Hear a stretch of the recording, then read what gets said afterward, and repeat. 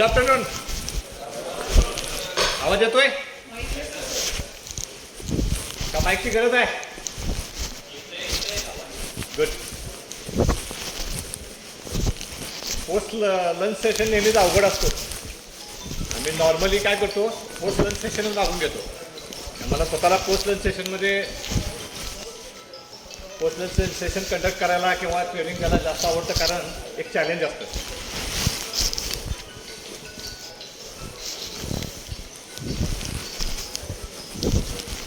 आता टॉपिक आपला जो आहे तो लिडरशिप आणि प्रॉब्लेम सॉल्विंग टेक्निक. ह्याच्यामध्ये प्रॉब्लेम सॉल्विंग टेक्निकवरती थोडासा आपण जास्त भर देणार आहोत, लिडरशिपवर पण देणार आहे.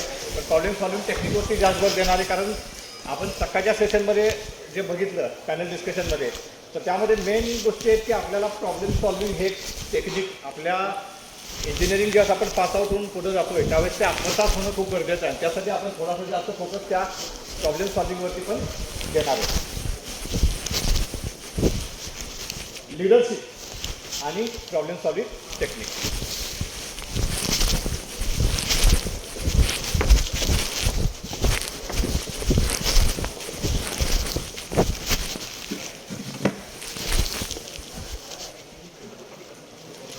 सगळ्यात आधी बेळगाव फाउंड्री क्लस्टरचा धन्यवाद, कारण हिंदी इंग्लिश इज ओके और Marathi is okay?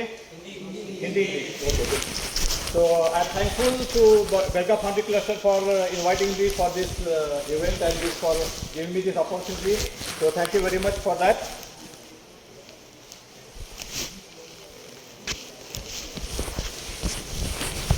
Ordinary people talk about other people. हम क्या बात करते हैं? उन्होंने वैसे कपड़े पहने थे, उन्होंने ये किया, वो ऐसा है, वो ऐसा है. That is what ordinary people talk. The average people talk about the events that is Modi ji कहाँ गए थे, अमिताभ बच्चन का कौन सी फिल्म कर रहा है, इस तरह के जो सवाल है that is been asked by the average people.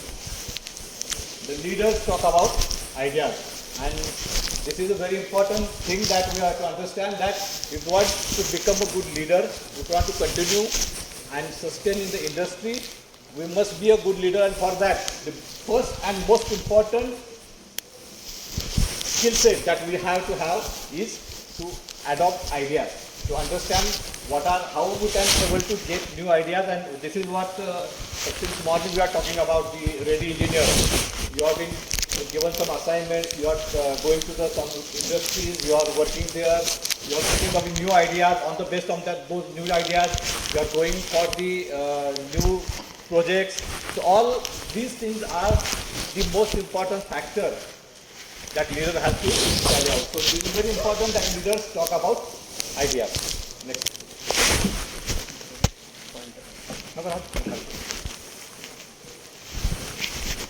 This is a very present hope.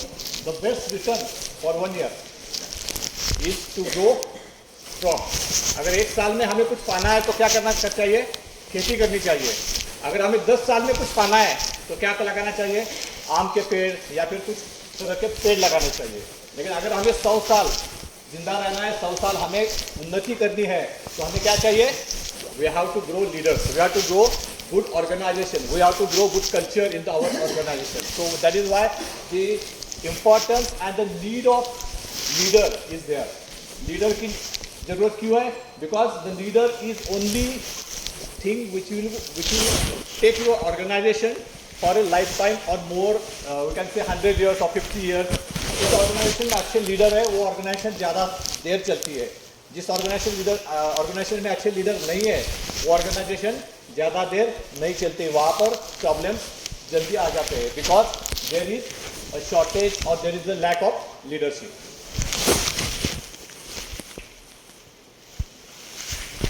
ये 2 सवाल बहुत इंपॉर्टेंट है. Which are both? One is where I am today. Belgaum Foundry Cluster Hall is a wrong answer. Belgaum Foundry Cluster is a wrong answer. Where I am today in my journey of life. मेरे life के journey में मैं कहाँ पर हूँ, मैंने engineering choose किया, क्यों किया, दैट इज. ये सवाल के साथ में एक और चीज़ आएगी, that is purpose of your life, mission of your life, goal of your life, and you have to understand that very well what is the purpose of your life. जैसे कि मैं आज आपके सामने ये सेशन ले रहा हूँ, what is purpose of my session, to give you clarity about leadership, give you some inputs about leadership and problem solving। अगर आप उसमें से कुछ सीख जाते हो तो मेरा पर्पस क्या होगा, सर हो जाएगा। अगर उसी तरह आपको भी देखना होगा कि आपके जीवन का पर्पस क्या है, what is the purpose of your life, that is why you have to understand where I am today. दूसरा सवाल उसी के साथ में जुड़ा है, मैं यहाँ पर हूँ तो किस लिए हूँ और किसके कारण हूँ। मैंने अच्छे मार्क्स 10th में लिए, 12th में लिए, इसलिए मैं I can able to get the admission for the engineering. अगर मुझे अच्छे मार्क्स 10वीं में या 12वीं में नहीं मिलते तो शायद मैं इंजीनियरिंग में नहीं आता। बराबर है, ट्रू और no. Now in the 4 years of engineering, if you do same thing means you your full-hearted effort, give you all required attention in the engineering project and all the things, then again you will go further। अगर आप वो नहीं करेंगे तो क्या होगा, you will stuck where you are today। तो आगे आपको जाना है, तो इसलिए that is very important you know how I reach to this stage। Next, third question, where I like to go। मैंने पहले ही बताया आपका पर्पस क्या है, that is where I like to go। मुझे कहाँ जाना है, मुझे क्या करना है, मुझे लाइफ में क्या बनना है, all this thing you have to understand and then how I can reach there. मैं वहाँ पर कैसे पहुँच सकता हूँ, मुझे वहाँ पर जाने के लिए क्या एफर्ट्स लगाने चाहिए, मुझे वहाँ पर जाने के लिए क्या एडिशनल स्किल्स लेने चाहिए, वहाँ जाने के लिए मुझे कौन से नए तरीके सीखने चाहिए, ये सारी चीज़ें you have to understand and that is how I can reach there. मैं वहाँ पर कैसे पहुँच सकता हूँ। Next is vision, that is purpose. Already हमने इसके ऊपर बात की है, आपका विजन क्या है। आपने से कोई बता सकता है आपने कितने लोगों ने आपने अपना विजन बना के रखा है, how many of you have already something in your mind that what you want to be in future. कितने लोगों का विजन क्लियर है, हाथ ऊपर करेंगे। कितने लोगों का विजन क्लियर है कि मुझे लाइफ में क्या बनना है, मैं इंजीनियर होने के बाद मुझे इंडस्ट्री में काम करना है या गवर्नमेंट में जाना है, क्या बनना है, कुछ सोचा है? किसी ने भी नहीं सोचा। हाथ ऊपर कीजिए, जिन्होंने भी सोचा है उसने हाथ ऊपर करो। नोबडी, या कंफ्यूजन में है। ये इंटरेक्टिव सेशन होना चाहिए, वन साइडेड नहीं होना चाहिए। It should be interactive session, it should not be a one sided session कि मैं बोलता जाऊँ आप सुनते जाओ, it will not help you.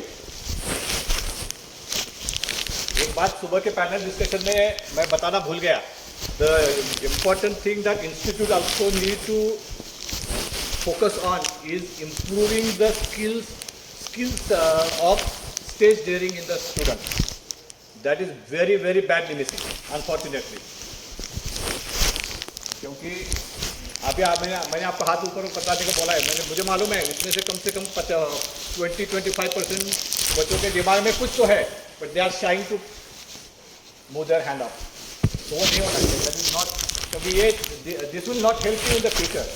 आपको अगर आगे जाना है तो आपको स्टेज डेयरिंग दिखानी पड़ेगी, आपको थोड़ा सा इनिशिएटिव लेना पड़ेगा। डू नॉट वरी कि आपने हाथ ऊपर किया, आपको कुछ पूछा, आपने कुछ जवाब दिया, बाकी लोग हंस गए, इसके बारे में मत सोचो। इसके बारे में सोचो कि बाकी लोगों ने कुछ भी नहीं किया, आपने कम से कम हाथ ऊपर उठा के गलत जवाब तो दे दिया, बाकी लोगों ने वो भी डेयरिंग नहीं किया। तो दैट इज़ वेरी इंपॉर्टेंट कि आपका स्टेज डेयरिंग बढ़े, आप 4 लोगों में बात कर सके, आप इनिशिएटिव ले सके, दैट इज़ वेरी इंपॉर्टेंट। इसलिए मैं फिर से पूछता हूँ कि आप में से कितने लोगों ने अपना विजन दिमाग में रखा है? Please raise your hand. Good. Anybody else? और कोई? बोलो।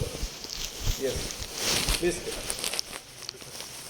Tell what you want to become? Businessman. Working in government sector. Good. Because इसका सबसे बड़ा कारण यह है कि आप समझो आप बेलगाम हाईवे पे खड़े हैं, और आपको वहां पे आपको डिसीजन लेना है कि मुझे जाना कहाँ है। आपको डिसीजन लेना है मुझे जाना कहाँ है। आपको अगर कोल्हापुर की तरफ जाना है तो एक तरफ जाना पड़ेगा, आपको हुबली की तरफ जाना है तो दूसरी तरफ जाना पड़ेगा। इसलिए आपको पता होना चाहिए कि मुझे जाना कहाँ है, मेरा विजन क्या है, मेरा गोल क्या है, मेरा डेस्टिनेशन क्या है। जब तक आपको पता नहीं चलेगा तब तक आप अपना रूट अपना नहीं सकते हो। Similar you are in a similar stage right now, you have to, अगर आपको कुछ सीखना है तो वो कौन सी बात आपको सीखनी है कि मुझे जाना कहाँ है, ये पहले आपको डिसीजन लेना पड़ेगा। उसके बाद उसके लिए जो अप्रोप्रिएट स्किल्स है, उसके लिए जो अप्रोप्रिएट चीज़ें हैं वो आपको सीखनी है। इसलिए आपको पहले पता होना चाहिए कि आपको जाना कहाँ है, व्हाट इज योर डेस्टिनेशन, वो बहुत इंपॉर्टेंट है। That is why you have to understand what is your vision. आपका विजन क्या है आपको जानना जरूरी है। लीडर, जैसे हमारा देश, हमारे लीडर कौन है, नरेंद्र मोदी जी। उनका कुछ तो विजन है कि 2025 तक हमें दुनिया की पहले 3 अर्थव्यवस्था में जाना है। And we are very happy कि हम आज 5वें नंबर पे आ गए हैं। हमने ग्रेट ब्रिटेन को, जिन्होंने हमारे ऊपर 150 साल राज्य किया था, उनको पीछे छोड़ के 5वें नंबर पे आए। इसलिए हमारे देश के लिए, हमारी इकोनॉमी के लिए, सबके लिए एक बार जोरदार तालियां। उनके पास विजन है इसलिए हम आगे जा पाते। विजन नहीं होता तो डिसीजन नहीं पाएंगे, विजन नहीं है तो भी डिसीजन हम नहीं ले पाएंगे। और इसलिए विजन होना बहुत जरूरी है। और लीडर का सबसे इम्पोर्टेंट जो स्किल है that is to understand the vision of their organization और विजन ऑफ द कंपनी और vision of whatever you are facing, the same vision you have to understand. और उस विजन को लेके आपको आगे जाना है। हेलन केलर नाम सुना है क्या थी वो शी एक अंध महिला थी जिन्होंने अंध लोगों के लिए बहुत सारा काम किया है। And she has stated it, क्या लिखा है उन्होंने, the worst thing is to in human life is to have eyesight but no vision. हमारे पास आंखें हैं लेकिन हमारे पास कोई विजन नहीं है। हम आंखों से सिर्फ चीज़ें देखते हैं लेकिन हमारे पास कोई विजन ही नहीं है। अगर ये चीज़ है तो that is the worst thing in the human life. और ये किसने लिखा है, एक अंध व्यक्ति ने लिखा है जिसके पास खुद की आंखें भी नहीं है। तो this is very important to understand कि हमारे पास अगर आंखें हैं तो हमारे पास कुछ तो विजन होना चाहिए। जीने के लिए कुछ मकसद होना बहुत जरूरी है।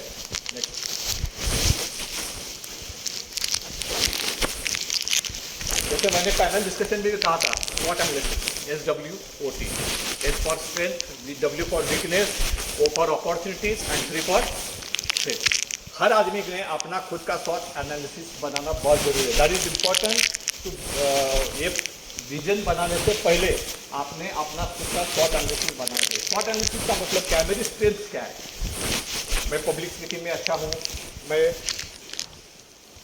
नेगोशिएशन में अच्छा हूँ, मेरा राइटिंग अच्छा है, मैं अच्छा गाना गाता हूँ।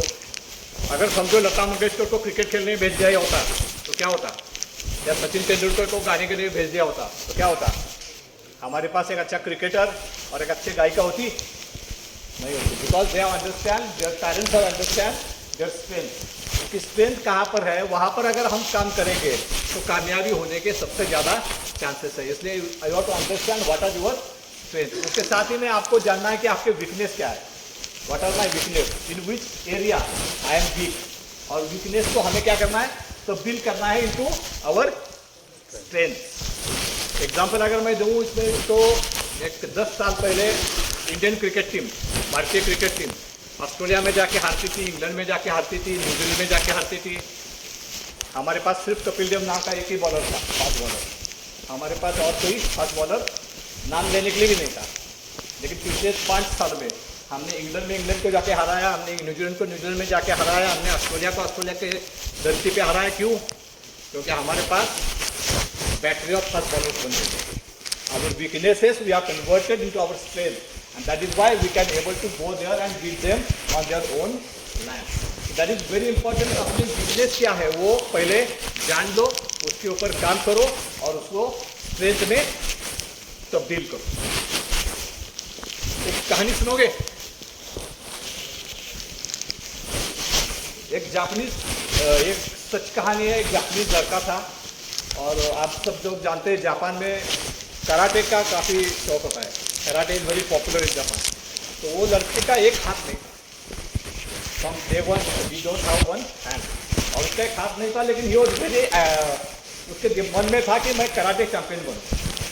वो बहुत पीछे पड़ा उनके पेरेंट्स के कि मुझे कराटे चैंपियन बनना है। तो पेरेंट्स तो पहले तो उसको मनाते गए कि आप नहीं बन पाओगे, नहीं बन पाओगे, आपका एक हाथ नहीं है, आप कैसे कराटे चैंपियन बन पाओगे। लेकिन फिर भी वो नहीं माना, वो जिद करता रहा। उसे आखिर में एक कराटे स्कूल में लेके गए। तो एक गुरु उनके जो टीचर थे उनके पास लेके गए। पहले तो टीचर ने मना किया, बाद में उसने कुछ सोचा, उन्होंने कहा ठीक है इसे मेरे पास रख के जाओ, मैं इसे कराटे चैंपियन बनाऊँ। पेरेंट्स को भी पता नहीं था, बाकी लोग, बाकी जो बच्चे जो थे वो भी हंसने लगे कि ये कराटे चैंपियन कैसे बन पाएगा। धीरे धीरे उसकी अभ्यास और उसकी प्रैक्टिस चालू हो गई। उसे रोज एक ही तरह का अभ्यास दिया जाता था, जबकि बाकी लड़कों को अलग अलग तरीके से अलग अलग दाव लगाने का अभ्यास किया जाता था। कुछ दिनों के बाद एक कंपटीशन का ऐलान होता है उसी स्कूल में, और कंपटीशन में ये लड़का भी भाग लेता है। जब ये लड़का भाग लेता है तो सब हंसने लगते हैं कि लड़का तो पहले राउंड में बाहर होने वाला है, क्योंकि उसको तो सिर्फ एक ही राउंड सिखाया गया और कुछ सिखाया नहीं है, और इसका पे खाद भी नहीं है, तो ये तो पहले राउंड में बाहर होने वाला है। लेकिन वो लड़के में जिद थी, वो बोला मैं ठीक है, मैं लड़ूंगा, मैं इस कंपटीशन में हिस्सा लूँगा, भले हार जाऊँ मैं हिस्सा लूँगा, क्योंकि मुझे क्या बनना है, चैंपियन बनना है। सही है। पहला राउंड हो गया, उसमें वो जीत गया, दूसरा राउंड हो गया, जीत गया, तीसरा राउंड हो गया, फाइनल तक आ गया वो, और फाइनल में भी वो जीत गया। वो जीतने के बाद उनके पेरेंट्स उसके पास गए, उसको उन्होंने पूछा कि उसका हाथ नहीं है, उसको तो आपने एक ही डाउन सिखाया था, फिर वो कैसे जीत गया। उन्होंने बताया कि उसको मैंने एक ही डाउ सिखाया था। तो वो डाउ कौन सा था, एक डाउ होता है कराटे में जिसमें आपको उसके बाएं हाथ को, वो डाउ जब सामने वाला लगाता है तो उसके बाएं हाथ को पकड़ के उसको घुमाना पड़ता है, और इसका बायां हाथ था ही नहीं। तो सामने वाला जब वो डाव लगाता था तो वो चक्कर में फंस जाता, उसका बायां हाथ नहीं है तो मैं इस डाव को कैसे लगाऊं, और उसी में वो फंस जाता था। और इसका मतलब क्या है, उसका बायां हाथ न होना ही उसकी क्या बन गई, स्ट्रेंथ बन गई, उसके वजह से वो उस चैंपियनशिप में चैंपियन बन गया। तो इस तरह कई बार अपनी वीकनेस भी अपना स्ट्रेंथ बन सकती है। तीसरा है अपॉर्चुनिटी। अपॉर्चुनिटी क्या है, आपकी स्ट्रेंथ है तो आपके पास अपॉर्चुनिटीज आएंगी, आप अच्छे स्पीकर्स है तो आपके पास अपॉर्चुनिटी आएंगे, और अच्छे क्रिकेटर है तो आपके पास अपॉर्चुनिटीज आएंगी। चौथा है थ्रेट। थ्रेट क्या है, जब आपकी वीकनेस है उसको अगर आपने स्ट्रेंथ में तब्दील नहीं किया तो क्या होगा, तो आपके चांसेस है कि आप लॉन्ग टर्म में पीछे पड़ जाओगे, दुनिया से पीछे पड़ोगे, क्योंकि दुनिया तो आगे बढ़ रही है, लेकिन आपने अगर आपके वीकनेस को स्ट्रेंथ में कन्वर्ट नहीं किया, आपने वीकनेस के ऊपर काम नहीं किया, तो कहीं ना कहीं आप दुनिया से पीछे पड़ोगे। That is threat. तो थ्रेट को कम करने के लिए हमें क्या करना पड़ेगा, हमारी वीकनेस के ऊपर काम करके उसे स्ट्रेंथ में तब्दील करना पड़ेगा। तो ये सारी चीज़ें जो है, स्ट्रेंथ, वीकनेस, अपॉर्चुनिटी और थ्रेट, ये जानना खुद के लिए बहुत जरूरी है। जब तक ये आप नहीं जानोगे तब तक आपका विजन आपके सामने क्लियर नहीं होगा। क्योंकि विजन को बनाने के लिए आपको अपनी स्ट्रेंथ पता होना बहुत जरूरी है।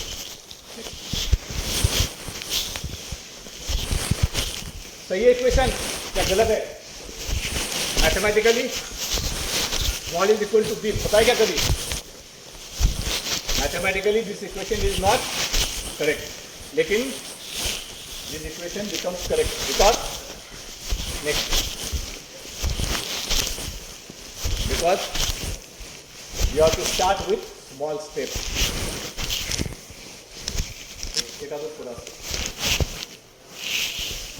You have to start with small steps. Think big, start small. मतलब आपका विजन क्या होना चाहिए? मुझे 2030 में खुद का बिजनेस शुरू करना है, that is should be your vision और योर एम। लेकिन अगर 2030 में मुझे बिजनेस चालू करना है तो कल मैं इमीडिएट कोई बिजनेस चालू करूँगा तो चलेगा नहीं, दैट इज माई विजन। लेकिन वो विजन मुझे अगर प्राप्त करना है तो I have to start small.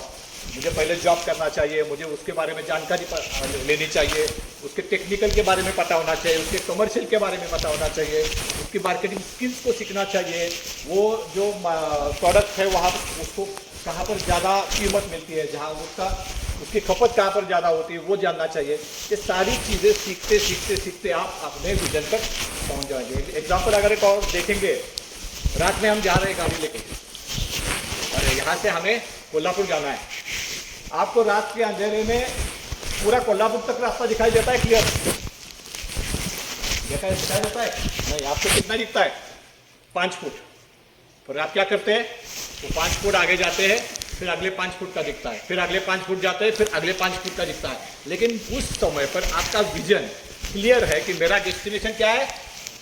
Kolhapur है, मुझे कोल्हापुर जाना है। लेकिन दिखता है कितना है? 5 फुट दिखता है। फिर हर 5 फुट के ऊपर आपको दूसरा नया 5 फुट दिखने लगता है। बीच में कई तकलीफें आएंगी, बीच में कुछ ऑब्स्टैकल्स आएंगे, बीच में कुछ बारिश आएंगी, तूफान आएगा, भीड़ आएगी, ट्रैफिक आएगा। लेकिन हर चीज़ को आप क्या करते हैं? ट्रबल शूट करते करते आखिर में अपने विजन को, अपने डेस्टिनेशन को पा लेते हैं। लेकिन उसके लिए आपको क्या करना चाहिए? स्टार्ट स्मॉल, शुरू धीरे धीरे करना चाहिए। ऐसा नहीं कि मैं इतना बड़ा करूँगा ये सोच के मैं चुप बैठा रहूँगा, जब बड़ा होगा तो देखा जाएगा। ऐसा नहीं होता। You have to start somewhere so that you can reach your destination. अगर आप स्टार्ट ही नहीं करोगे तो डेस्टिनेशन पर नहीं पहुँच पाओगे। इससे ज़्यादा क्लियर नहीं, लेकिन आप देख रहे हैं कि छोटी सीढ़ी वाला बहुत ऊपर गया है, बड़ी सीढ़ी वाला नीचे। क्यों? वो उतना जल्दी नहीं चढ़ पा रहा है। Never understand the importance of small step. Life में भी यही है, हम छोटी छोटी चीज़ों को क्या करते हैं? भूल जाते हैं। जिंदगी में भी यही है, हम क्या करते हैं? बड़ी खुशियाँ ढूंढने के निकलते हैं, बड़ी खुशियाँ ढूंढने को निकलते हैं। लेकिन जो छोटे छोटे, समझो फॉर एग्जांपल आपको एक बड़ी खुशी मतलब क्या है? मैं डिग्री में फर्स्ट आऊँ, that is the biggest happiness. लेकिन वो खुशी को पाने के लिए या वो खुशी के इंतजार में आप छोटी छोटी चीज़ें भूल जाते हैं। जैसे कि आपकी क्लास में आज आपने आंसर दिया, सबने क्लैम्स लगाई, आपने कुछ अच्छा प्रोजेक्ट किया, लोगों ने आपको अप्रिशिएट किया। छोटी छोटी चीज़ें हैं, उसके आनंद को आप भूल जाते हैं उस उम्मीद में कि आपको कुछ बड़ा अचीवमेंट मिलेगा। बड़ा अचीवमेंट तो मिलने वाला है, मिलेगा, लेकिन उसके लिए छोटे छोटे जो स्टेप्स हैं उसकी खुशियाँ भी आपने बटोरनी चाहिए। That is very important, not to underestimate the power of small thing. Next एक और उसी चीज़ के है, journey of 1000 miles begins with 1 step और first step. Next, this is a very interesting life. क्या है? आदमी खड़ा है, किसके ऊपर खड़ा है? लैडर से, सही है, टिप ऑफ लैडर, उसके ऊपर खड़ा रह के वो दीवार के पीछे देख रहा है। What should have done? क्या कर सकता था वो? उसमें से एक लैडर उठा के उसके ऊपर भी देख सकता था, but what he is trying to do? इसका मतलब उसे क्या पता नहीं है, उसके पास रिसोर्सेज क्या है उसे पता नहीं है, उसके पास स्ट्रेंथ क्या है उसे पता नहीं है। That is very important. कई बार हम अपने पास क्या रिसोर्सेज है वो भूल जाते हैं, उसको हम उतना तवज्जो नहीं देते हैं, उसको उतना महत्व नहीं देते। That is very important to understand what resources you have. मेरे पास क्या रिसोर्सेज है, अगर इस्तेमाल नहीं करोगे तो और कितने भी रिसोर्सेज आपको देंगे तो कोई फायदा नहीं होगा। सबसे पहले आपके पास जो रिसोर्सेज है उसका पूरा इस्तेमाल आपने करना चाहिए। That is very important.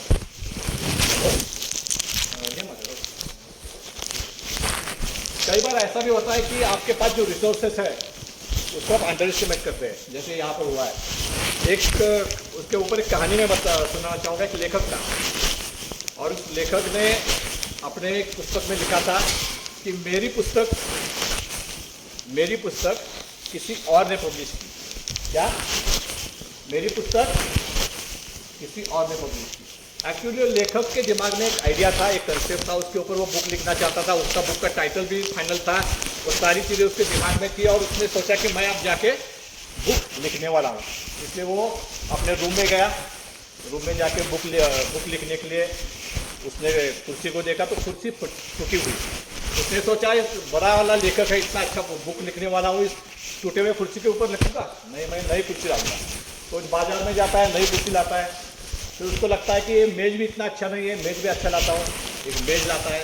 उसके बाद उसको लगता है यहाँ की लाइटिंग अच्छी नहीं है, इस लाइटिंग में शायद मैं ठीक तरीके से लिख नहीं पाऊँगा, वो लाइटिंग चेंज करवाता है। बाद में रूम का इंटीरियर उसको अच्छा नहीं लगता है, इंटीरियर चेंज कर देता है। और ये सारे होने के बाद आप लगता है हाँ अब ठीक है, अब यहाँ पर मैं लिख सकता हूँ, इसलिए वो लिखने को शुरू करता है। तो उसको लगता है कि मेरा पेन है वो इतना अच्छा नहीं, मैं नया पेन लाना चाहिए। तो नया पेन लाने के लिए पुस्तक की दुकान में जाता है, और जब जाता है अंदर और देखता है तो उसके सामने उसी नाम की पुस्तक किसी और ने लिखी हुई सामने दिखाई देती है। जो उसके दिमाग में टाइटल था, उसी टाइटल की कोई एक पुस्तक किसी और ने पहले ही छाप दी थी। क्यों? वो क्या कर रहा था? इंतज़ार कर रहा था। किसका इंतज़ार कर रहा था? रिसोर्सेस को अच्छा होने का इंतज़ार कर रहा था। और कई बार ऐसा होता है कि हम भी रिसोर्सेस को अच्छा होने का इंतज़ार में आया हुआ अपॉर्चुनिटी, आया हुआ चैलेंज वो भूल जाते हैं, गवा देते हैं। और दैट इज़ वेरी इंपॉर्टेंट कि हमारे पास जितने भी रिसोर्सेस है उसको सही तरीके से इस्तेमाल करना चाहिए। कभी भी रिसोर्सेज के लिए रुकना नहीं चाहिए। नेक्स्ट, रिसोर्सेज में भी never complete, do not wait to start. सही है ना? कभी कभी सब अपने मन जैसा होता है क्या? नहीं होना, कुछ ना कुछ कमियां ही रहती है, लेकिन वो कमियां रहने के बाद भी जो शुरू करता है वही जाके मंजिल पाता है। अगर वो इंतज़ार करेगा कि सारी कमियां दूर हो जाने दो, उसके बाद मैं शुरू करूंगा, तो शायद वो अपने डेस्टिनेशन पे, अपने मकाम पे कभी भी नहीं पहुंच पाएगा। नेक्स्ट, एक अच्छा पिक्चर है, उसके पास रिसोर्सेज नहीं है, देखो एक चाक नहीं है, फिर भी चेहरे पे मुस्कान है। क्यों? जितने भी रिसोर्सेज है उससे खुश है। That has to be happen. हमारे पास जितने रिसोर्सेज है उससे हमें खुश होना चाहिए, शुरू करना चाहिए। Because big start with small, big start with small. हम अगर स्मॉल से शुरू नहीं करेंगे तो बिग तक नहीं पहुंच पाएंगे। इसलिए you have to never wait for complete resources, you have to start immediately. Next, ये ग्रीक या ग्रीक का एक चेहरा है, इसका नाम है यानुस, और इसी चेहरे के ऊपर जनवरी नाम रखा गया है। उसमें आप दो चेहरे देख रहे हैं, एक चेहरा जो आगे है इज अ यंग फेस, और जो पीछे चेहरा है that is the old face, the experience and the youth. आगे वाला चेहरा देख रहा है कि आने वाला 2023 मेरे लिए कैसा रहेगा, 2023 में मैं क्या कर सकता हूँ, 2023 में मुझे क्या करना है, दी फ्यूचर पर्सपेक्टिव। और जो पीछे वाला चेहरा है the experience, that is thinking कि 2022 में मैंने क्या अच्छा किया, क्या बुरा किया, मैंने क्या सीखा, और मैं एक्सपीरियंस से मुझे आगे जाके मुझे क्या सीखना चाहिए। तो दैट इज वाई वी, जो दिसंबर और जनवरी महीने की शुरुआत में हम क्या करते हैं, रिजोल्यूशन करते हैं। नए साल में मैं ये करूँगा, नए साल में वो करूँगा, नए साल में मैं जिम जाऊँगा, नए साल में 7 घंटा पढ़ाई करूँगा, नए साल में मैं शराब नहीं पीऊँगा। करते हैं ना? आगे एक ऐसा रिजोल्यूशन है, देखिए क्या है, लूज वेट। ये पहले साल में लूज वेट लिखा था, उसको बाद में लूज वेट अगेन लिया, उसके बाद में गेट फिट लिखा। ये हर साल उसी रिजोल्यूशन को चेंज करता गया। उसमें से 5 नंबर का रिजोल्यूशन देखिए, be nicer to my wife. क्या? Be nicer to my wife. उसके बाद दूसरे साल उसने किया, try to be nicer to my wife, try to be nicer to my wife. और तीसरे साल उसको लिखना पड़ा, be nicer to my ex wife. क्या लिखना पड़ा? Be nicer to my. इसी तरह हम रिजोल्यूशन करते हैं, कुछ विजन रखते हैं, कुछ उम्मीद रखते हैं, कुछ गोल रखते हैं, कुछ डेस्टिनेशन रखते हैं, लेकिन हम वहाँ तक पहुँच नहीं पाते। Because the reason being we are waiting for resources, we are waiting for complete resources, we are waiting for good opportunities. लेकिन जो अपॉर्चुनिटी हमारे सामने है उसको हम इस्तेमाल नहीं करते हैं। तो that is very important to understand why we have to start. Next, ये रविंद्रनाथ टैगोर की कविता है। Very important to get the meaning of this poem. आपने पहले बहुत बार शायद सुनी भी होगी। Spring has pass, summer has gone and winter is here, and the song I mean to sing is remain unsung because I spend my time in unstringing my instrument. मतलब क्या? तीनों ऋतु चले गए, लेकिन मेरे दिल में जो गाना गाना था वो अभी तक नहीं गा पाया, क्योंकि मैं क्या कर रहा था? मेरे इंस्ट्रूमेंट को सही कर रहा था। लेकिन तीनों ऋतु तो चले गए। अब आप इंस्ट्रूमेंट को कब सही करोगे और कब गाना गाओगे? इसलिए मेरा आपसे ये रिक्वेस्ट है कि आप अपने गाने को अपने दिल तक मत रखिए।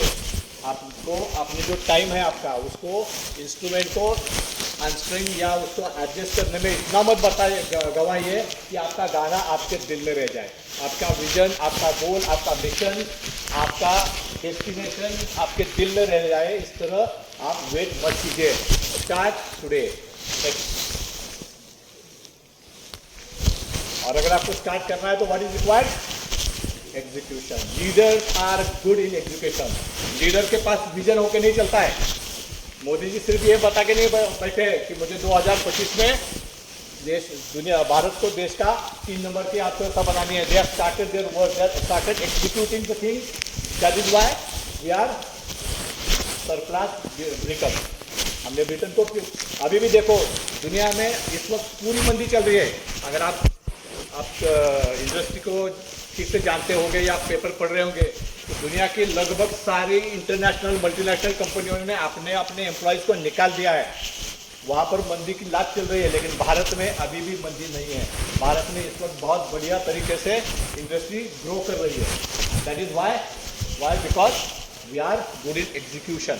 We are doing good execution by applying our available resources. इसको resources को availability के हिसाब से हम execute कर रहे हैं। तो execution is very very important. Never give up. कभी भी क्या नहीं करना चाहिए? हार नहीं माननी चाहिए।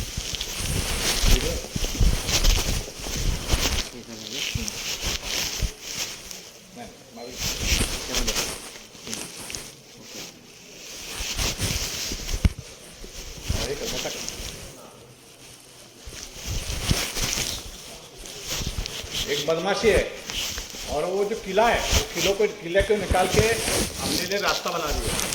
वो उसने बिल्कुल उपयोग नहीं किया। देखो कितनी तन्मयता से, कितनी मुश्किल से अकेली उस किले को निकालने की कोशिश कर रही है।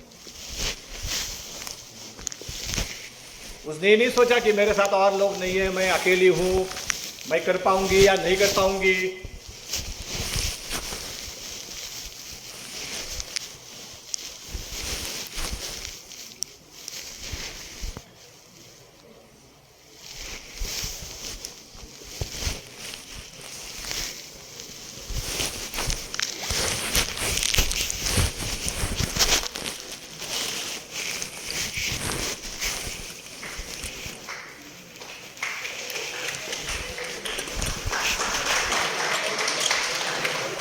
Never give up. ऐसी एक और कहानी हम जब प्रॉब्लम सॉल्विंग सीखेंगे तब और एक बार कहानी आपको इसके बारे में बताऊंगा, नेवर गिव अप के बारे में। क्योंकि प्रॉब्लम सॉल्विंग में भी नेवर गिव अप बहुत इंपॉर्टेंट एस्पेक्ट है। लाइफ में नेवर गिव अप बहुत इंपॉर्टेंट एस्पेक्ट है। आप जानते होंगे कि कई लोग जिनके पास रिसोर्सेज नहीं, जिनके हाथ पाँव नहीं है, जिसको बोलना नहीं आता है, वो भी अपने अपने फील्ड में कमाल करके दिखा रहे हैं। और हमारे पास सब रिसोर्सेज है, हमारे पास भगवान ने दिया सब है, फिर भी हम क्या कर रहे हैं? हम सिर्फ कारण बता रहे हैं, हम सिर्फ एक्सक्यूजेज बता रहे हैं, ये नहीं है, वो नहीं है, ऐसा है, वैसा है, ये है, वो है। क्योंकि हम क्या कर रहे हैं? जो रिसोर्सेज हमारे पास है उसको सही तरीके से इस्तेमाल नहीं कर रहे हैं। Take charge and design your life. और मैं जैसे बता रहा था सुबह से आप जो बात कर रहे हैं पैनल डिस्कशन में, वही है कि आपको अभी क्या करना है? You have to take charge of your life. आपको अपनी जिंदगी कैसे चाहिए वो सोचना चाहिए।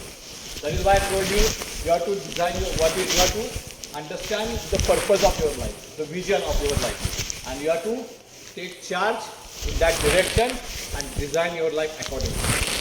अगर आप नहीं करोगे तो क्या करेगा? कोई और आपकी लाइफ डिजाइन करेगा। आपके माता पिता करेंगे, आपके दोस्त करेंगे, आपके नेबर करेंगे, आपके रिलेटिव करेंगे।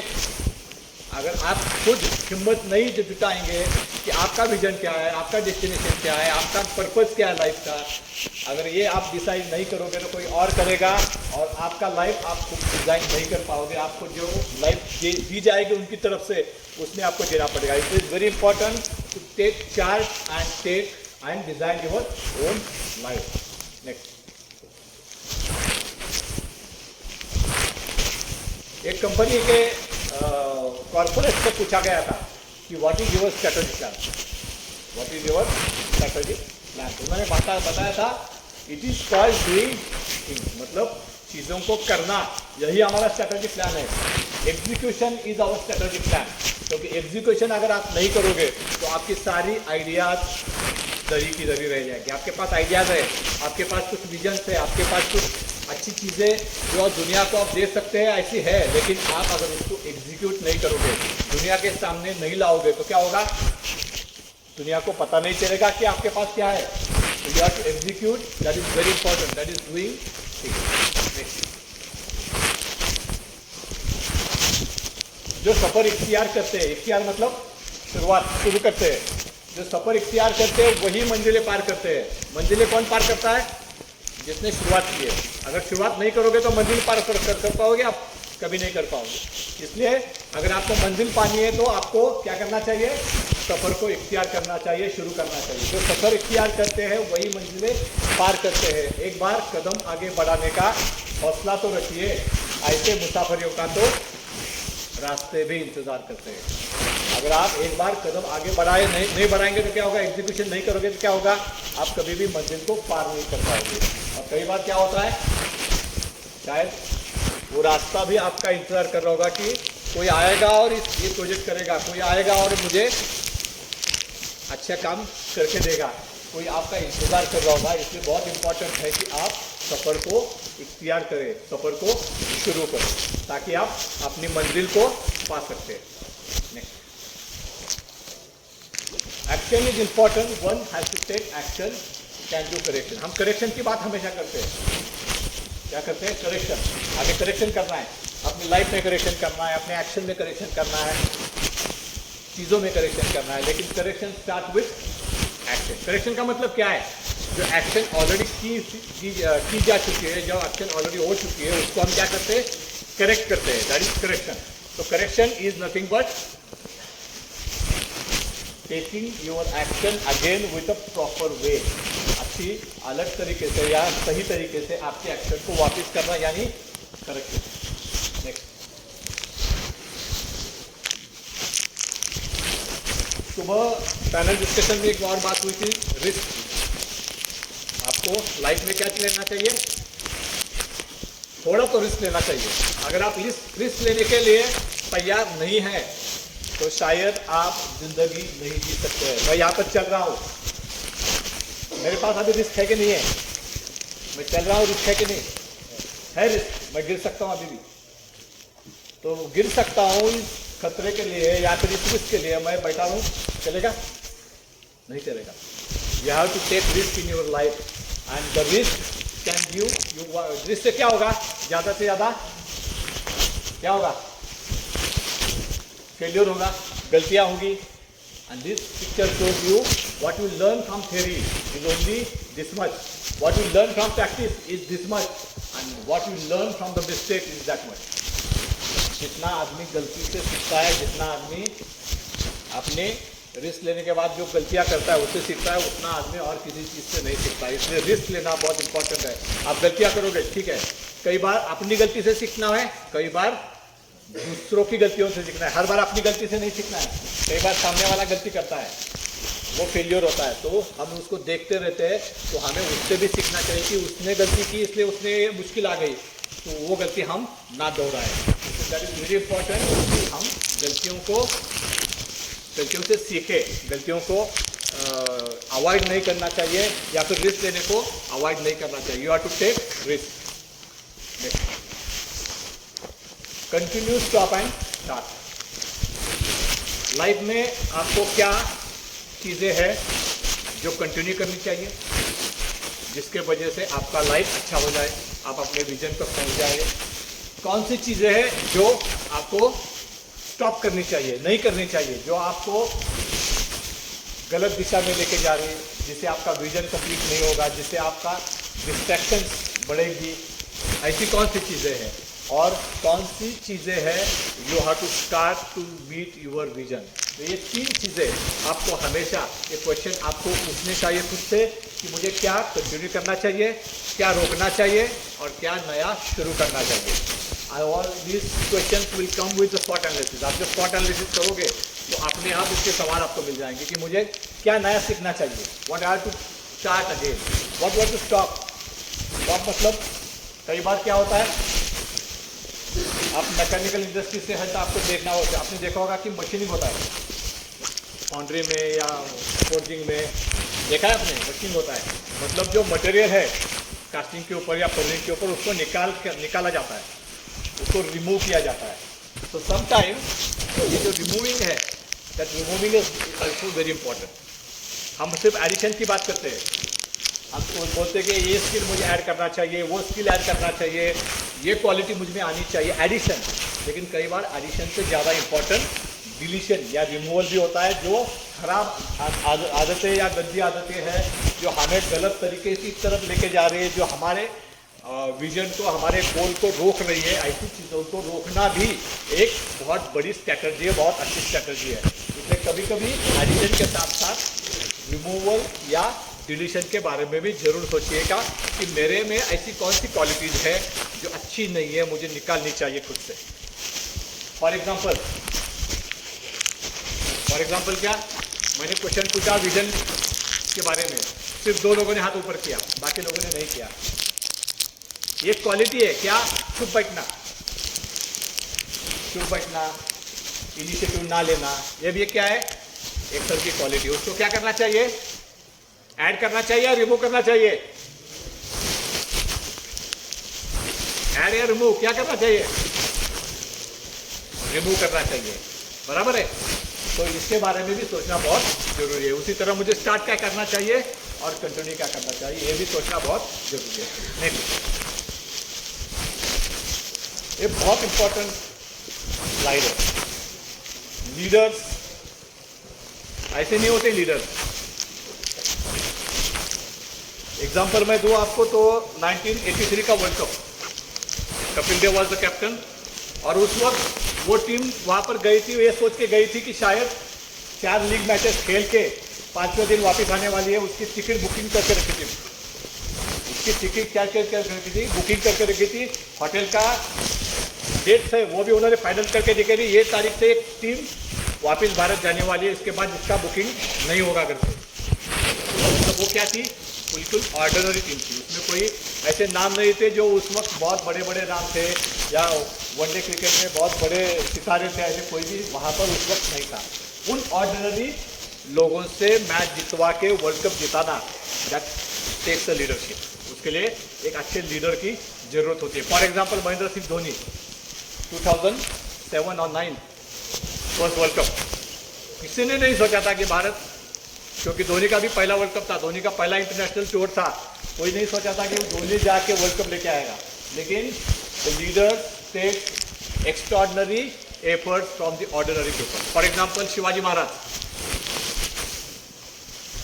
he has very normal and very ordinary मावड़े, कोई बहुत बड़े उनके पास हथियार नहीं थे, गोला बारूद नहीं था, कुछ बहुत बड़ा टेक्निक नहीं था, फिर भी उन्होंने शत्रु को हर बार मार दी। क्यों? Because of leadership. The leadership has that ability to get extraordinary achievement from the ordinary people. That is very important aspect of leadership.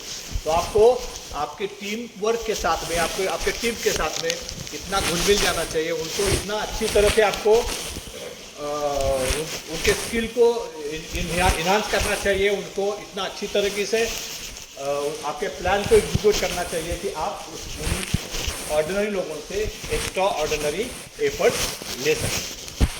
Next, ये और कुछ चीज़ें हैं जो लीडरशिप में आती है। सपोर्ट है, मोटिवेशन है, गोल है, सक्सेस है, कंट्रीब्यूशन है, टीम वर्क है। टीम वर्क के बारे में हम डिटेल में आगे बात करेंगे। एम्पावर पीपल क्या है? Empower people and inspire people, दो बहुत इंपॉर्टेंट चीज़ है। क्या?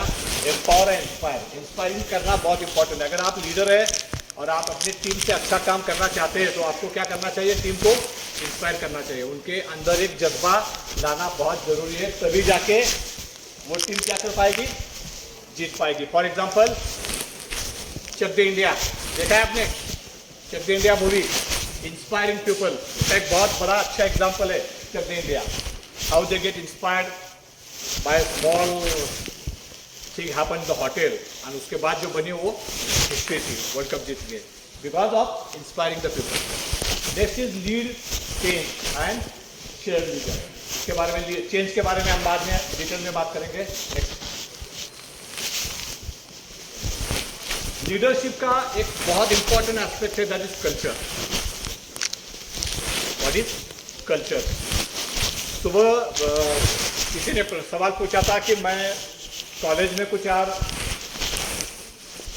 कल्चर है और इंडस्ट्री में कुछ और कल्चर है, दोनों में मैच करना मुश्किल है, ये सारी चीज़ें होती है। That is why the culture of any organisation is very important. इसलिए आपको पता होना चाहिए कि कल्चर होता क्या है, कल्चर किस चीज़ से बनता है, और आपको कल्चर को डेवलप करने में आपका रोल क्या है। इसलिए इसके ऊपर एक कहानी सुनाऊंगा मैं। ये कहानी मतलब एक कहानी नहीं है, बेसिकली एक एक्सपेरिमेंट है जिसे बोलते हैं 5 मंकी एक्सपेरिमेंट। क्या बोलते हैं? 5 मंकी एक्सपेरिमेंट। किसी ने सुना इसके बारे में पहले? Anybody has heard? No. तो 5 मंकी का एक एक्सपेरिमेंट किया था, वो मैं आपको बताने वाला हूँ, that is related to culture. उसमें क्या होता है, 5 बंदर ले जाते हैं और एक पिंजरे के अंदर बंद किया जाता है। 5 बंदर को पिंजरे के अंदर बंद किया जाता है और वहाँ पर केले लटकाए दिए जाते हैं। तो आपका नॉर्मल एक्सटेंशन मालूम है आपको कि अगर बंदर को केले दिखाई देंगे तो क्या करेंगे, वो जड़ से केले के ऊपर टूट पड़ेंगे खाने के लिए। लेकिन वहाँ पर क्या किया जाता है, एक सीसीटीवी कैमरा है जो कैप्चर कर रहा है सारी मूवमेंट जो 5 बंदरों की है वो, और सामने एक पाइप है पानी का एक फव्वारा है। और जैसे ही ये बंदर केले की तरफ झपटेंगे उसी समय पर वहाँ पर वो जो पानी का फव्वारा है ऑन हो जाएगा, और उस पानी के फव्वारे से आइस कोल्ड वाटर, हाँ सीधा वाटर, सादा वाटर नहीं है, आइस कोल्ड वाटर, बर्फ का पानी उनके ऊपर छिड़का जाएगा। और वो सिर्फ एक बंदर के ऊपर नहीं छिड़का जाएगा, पूरे 5 बंदर के ऊपर छिड़का जाएगा। मतलब एक बंदर आगे गया तो बाकी के 4 बंदर के ऊपर भी वो पानी आ जाएगा। तो एक्सपेरिमेंट शुरू होता है, कैमरा ऑन हो जाता है, जैसे ही बंदर को केला दिखता है एक बंदर जग से आगे निकल जाता है, और जैसे वो केले की तरफ झपटता है तो वो फव्वारा जो पानी का है उसके ऊपर आ जाता है। वो पूरा गीला होता है, वो ठंड से कांपने लगता है, थोड़ी देर के लिए बाजू में जाके बैठ जाता है। थोड़ी देर के बाद दूसरा बंदर उठ चलता है, उसके बाद उसके साथ में भी वही होता है, उसके साथ में उसके बाकी बंदर के साथ में भी वो पानी का फव्वारा निकल जाता है। ऐसा वो 2-3 बार ट्राई करने के बाद क्या होता है, सारे बंदर अब भीग चुके हैं। आइस कोल्ड वाटर की वजह से उनको ठंड लग रही है। अब इतनी ठंड लग रही है कि वो खाना भूल गए, उनको भूख याद नहीं है, उनको अभी क्या है, मुझे ठंड लग रही है, मुझे आगे नहीं जाना है बस, क्योंकि मैं आगे जाऊंगा तो क्या होगा, मेरे ऊपर फव्वारा आएगा, फिर ठंड लगेगी, उससे बेहतर है मैं यहाँ पर हूँ, अच्छा हूँ। कुछ देर के बाद क्या किया जाता है, उसमें से एक बंदर को उठा लिया जाता है, बाहर निकाल के दिया जाता है, और एक नया बंदर जिसको इसके बारे में कुछ नहीं पता है उसको इसके अंदर डाल दिया जाता है। तो 1 बंदर replace by a new one. तो नया बंदर आता है, वो जब से सामने वो केले देखता है तो इमीडिएटली वो क्या करने लगता है, उस केले की तरफ झपटने लगता है। जैसे वो झपटने की कोशिश करता है, वो 4 बंदर उसको लेके पकड़ लेते हैं उसको और उसको बद मार देते। क्यों? क्योंकि वो बंदर अगर उधर जाने वाला जाएगा और उसको केले की तरफ जाएगा तो क्या होगा, उन चारों के ऊपर भी वो पानी आने वाला है, तो उसको नहीं जाने देते उधर, बिल्कुल नहीं जाना उधर। तो फिर कुछ दिन के बाद देर के बाद क्या होता है, उसमें से और एक पुराना बंदर उठा के और एक नया बंदर ला दिया जाता है। अब वो नया बंदर फिर क्या होता है, उस केले की तरफ झपटने लगता है। अब वो 3 बंदर तो पुराने वाले ठीक है, उनको तो पता है वो पानी आता है, इसलिए उसको मारने के लिए निकल पड़ते हैं। वो चौथा बंदर जो है, जो पिछली बार आया था, उसको पता नहीं था कि बाकी लोगों ने उसको क्यों मारा है, वो भी उसको पीटने लगता है। उसे तो पता भी नहीं है उसको क्यों मारा है, फिर भी वो भी जाके उसको पीटने लगता है। धीरे धीरे करके 5 बंदर को रिप्लेस किया जाता है, 5 नए बंदर आते हैं, लेकिन कोई भी केले की तरफ आगे नहीं बढ़ता है, एक दूसरे को मारते रहते हैं। That is called as a, क्या बोलते हैं, कल्चर। एक कल्चर बन गया कंपनी में, ऐसा चल रहा है, ऐसा ही चलना है।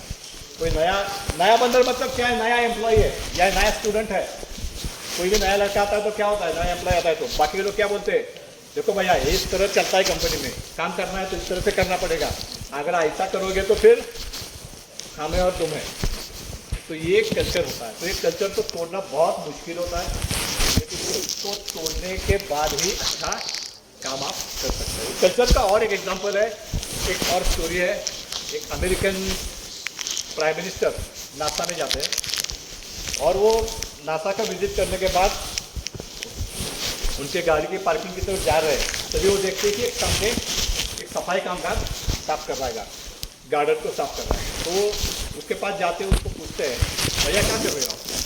तो बोल रहा है कि मैं सफाई कर रहा हूँ। ये उम्मीद, क्या जवाब देगा वो? यही बोलेगा ना कि मैं सफाई कर रहा हूँ। उसको पूछा गया है कि आप क्या कर रहे हैं? नॉर्मल आदमी क्या वो जवाब देगा? मैं सफाई कर रहा हूँ। तो उसने क्या जवाब दिया होगा? उसने जवाब दिया, सर मैं दुनिया को चांद के लिए ऊपर ले जाने के लिए नासा की मदद कर रहा हूँ। क्या जवाब दिया? मैं दुनिया को चांद के ऊपर लेके जाने के लिए नासा की मदद कर रहा हूँ। एक झाड़ू लगाने वाला आदमी जिसका टेक्निकल चीज़ों से कोई संबंध नहीं है, उसे पता भी नहीं होगा चांद क्या होगा, अंदर कौन सा काम कर रहे होंगे, कुछ भी पता नहीं है, लेकिन दैट इज द कल्चर। एक टीम का विजन है। क्या विजन है नासा का? आदमी को चांद के ऊपर लेके जाना, और वो सफाई कामगार भी उस विजन का हिस्सा है। और उसने वही जवाब दिया कि मैं इसलिए काम कर रहा हूँ ताकि लोग चांद पर जा सकें। तो that is called as a vision, that is called as a team work. तो ये बहुत इंपॉर्टेंट है कि आपके पास जब भी आप ऑर्गेनाइजेशन में जाएंगे, कि यहाँ पर भी काम करेंगे, तो आप उसी कल्चर का हिस्सा बनेंगे। कल्चर बेसिकली क्या होता है? Culture is 3 layer thing. क्या होता है? 3 लेयर होता है। सबसे पहला लेयर होता है जो बोर्ड्स लगे होते हैं, जैसे यहाँ पर बोर्ड लगाया, फायर एक्सटिंग्विशर, एग्जिट, या कुछ अच्छे अच्छे बोर्ड्स लगाए होते हैं। That is the culture number, page number 1 of culture. वो आपको कल्चर सिखाता है कि कंपनी का कल्चर क्या है, through the boards which are on the wall. Second thing is the discussion, speeches. आपको ट्रेनिंग दिया जाता है, आपको अलग अलग चीज़ें आपके मैनेजर से, आपके सीनियर से बताई जाती है कि किस तरह काम करना है, क्या करना है। That is stage number 2। लेकिन लोगों का मानना है कि दोनों चीज़ें ज़्यादा इफेक्टिव नहीं होती। Board, wall on the boards, sorry board on the wall, and second is the speeches. वो इतनी इंपॉर्टेंट नहीं होती जितना नंबर 3 होता है, that is doing thing around. क्या? डूइंग थिंग अराउंड, मतलब आपके साथ में, आपके आजू बाजू में जो घट रहा है उससे आप क्या होते हैं? प्रभावित होते हैं। इससे आप क्या होते हैं? प्रभावित होते हैं। उसको आप क्या करते हैं? स्वीकार करते हैं। छोटा बच्चा है, कैसे सीखता है? वो सीखता है ना, माँ बोलना सीखता है, बेटा बोलना सीखता है, काका बोल सीखता है, मामा सीखता है। कैसे सीखता है? हम बोलते हैं, हमारा देख के, सुन के, हमारी एक्टिंग करता है वो धीरे धीरे। इट बिकम एन एक्टिंग, और वो एक्टिंग से धीरे धीरे सीखता है। That is called as culture. हमारा घर में क्या कल्चर ही है, हम जैसे उसके साथ बिहेव करेंगे वैसा वो हमारे साथ बिहेव करेंगे। जैसे हम उसको जितना अच्छी चीज़ें सिखाएंगे, हमने उसको गाना सिखाया तो क्या बोलेगा? वो गाना बोलेगा। हमने उसको कुछ धार्मिक ग्रंथ सिखाए, कुछ धार्मिक गीत सिखाए तो वो धार्मिक गीत बोलेगा। तो जो हम उसको सिखाते हैं वही वो बोलता है। That is called culture. ये कल्चर बहुत इंपॉर्टेंट एस्पेक्ट है। तो लीडरशिप में culture is very important. Team building is very important. Team building जैसे मैंने अभी आपको बताया 4-5 बंदर की कहानी में, team building is very important. उसमें कल्चर का रोल बहुत इंपॉर्टेंट है। उसी के साथ में प्रॉब्लम सॉल्विंग, उसके ऊपर हम डिटेल में बात करेंगे। कंट्रोल एंड इम्प्रूवमेंट है, और परफॉर्मेंस मेजरमेंट है। Next,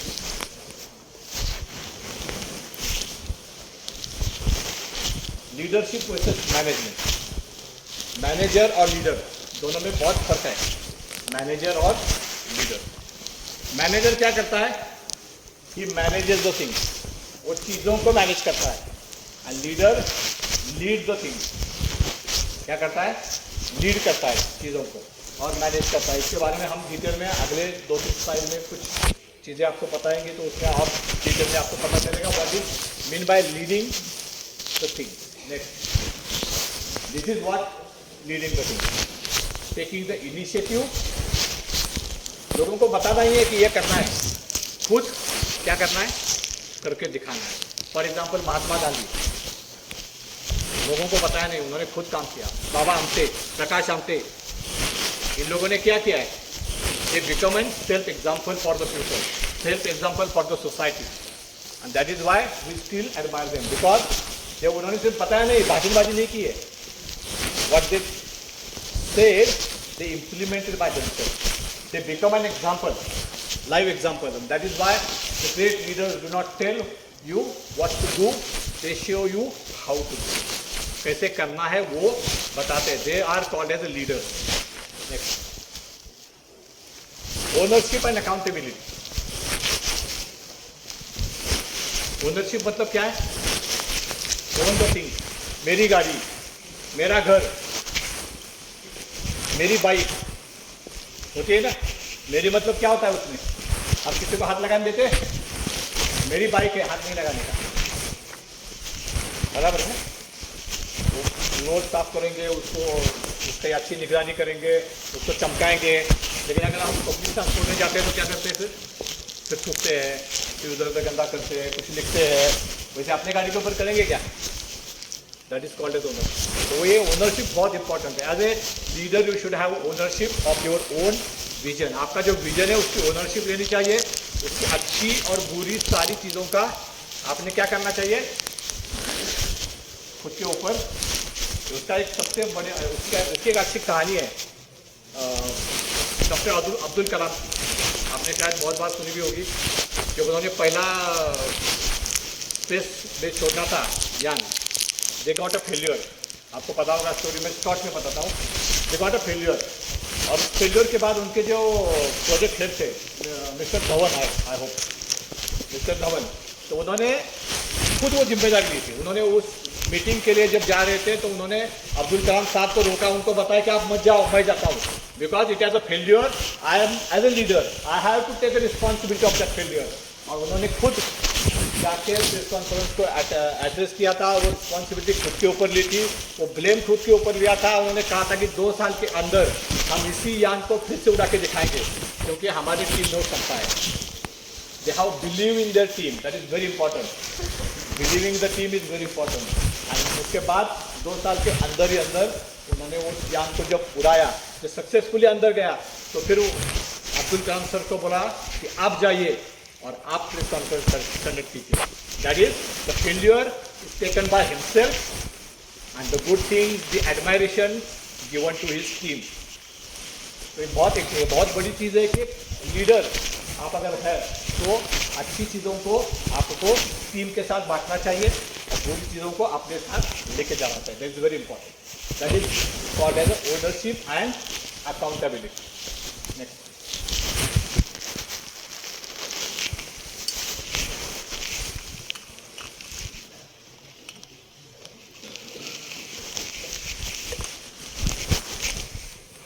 leader differentiate between movement and achievement. कुछ चीज़ें की, मूव हो गया, मतलब क्या, एक्शंस मैंने ली, उससे कुछ मूवमेंट हो गई, लेकिन अचीवमेंट हुई कि नहीं हुई? What is the end result? मैंने कुछ किया है, कुछ एक्शंस लिए, उसका एंड रिजल्ट क्या है? अगर वो अचीवमेंट है तो वो लीडर का काम है, और अचीवमेंट नहीं, सिर्फ मूवमेंट है, तो वो लीडरशिप नहीं है. That is called management. तो leader distinguishes between movement and achievement. आपको क्या करनी है? अचीवमेंट करनी है या मूवमेंट करनी है? What you want? अचीवमेंट है या movement? Achievement. Positional leadership versus real leadership. Positional leadership versus real leadership एक बहुत ही इंपॉर्टेंट एस्पेक्ट है ये. कई बार क्या होता है, लोग आते हैं और बताते हैं मैं ये करूँगा, मैं ये काम करूँगा, वो काम करूँगा, लेकिन मुझे पहले सीएम बनने दो, मुझे पहले प्राइम मिनिस्टर बनने दो, मुझे पहले मैनेजर बनने दो, मुझे पहले एमएलए बनने दो, उसके बाद मैं करूँगा. That is called as a positional leadership. Position मिलने के बाद मैं काम करूँगा, तब तक नहीं करूँगा. What is real leadership? आपको कोई पोजीशन नहीं है, आपका कोई अहदा नहीं है, फिर भी आप सोसाइटी के लिए, समाज के लिए काम कर रहे हैं. फॉर एग्जांपल, जैसे मैंने पहले भी कई एग्जांपल दिए आपको, बाबा आमटे, प्रकाश आमटे, महात्मा गांधी, लोकमान्य तिलक, सावरकर, भगत सिंह, इन लोगों ने क्या किया? उनके पास कोई अहदा था, कोई उनको पता था कि मैं अगर भारत को स्वतंत्र करूँगा तो मुझे ये पंतप्रधान बनाएंगे या कोई मंत्री बनाएंगे।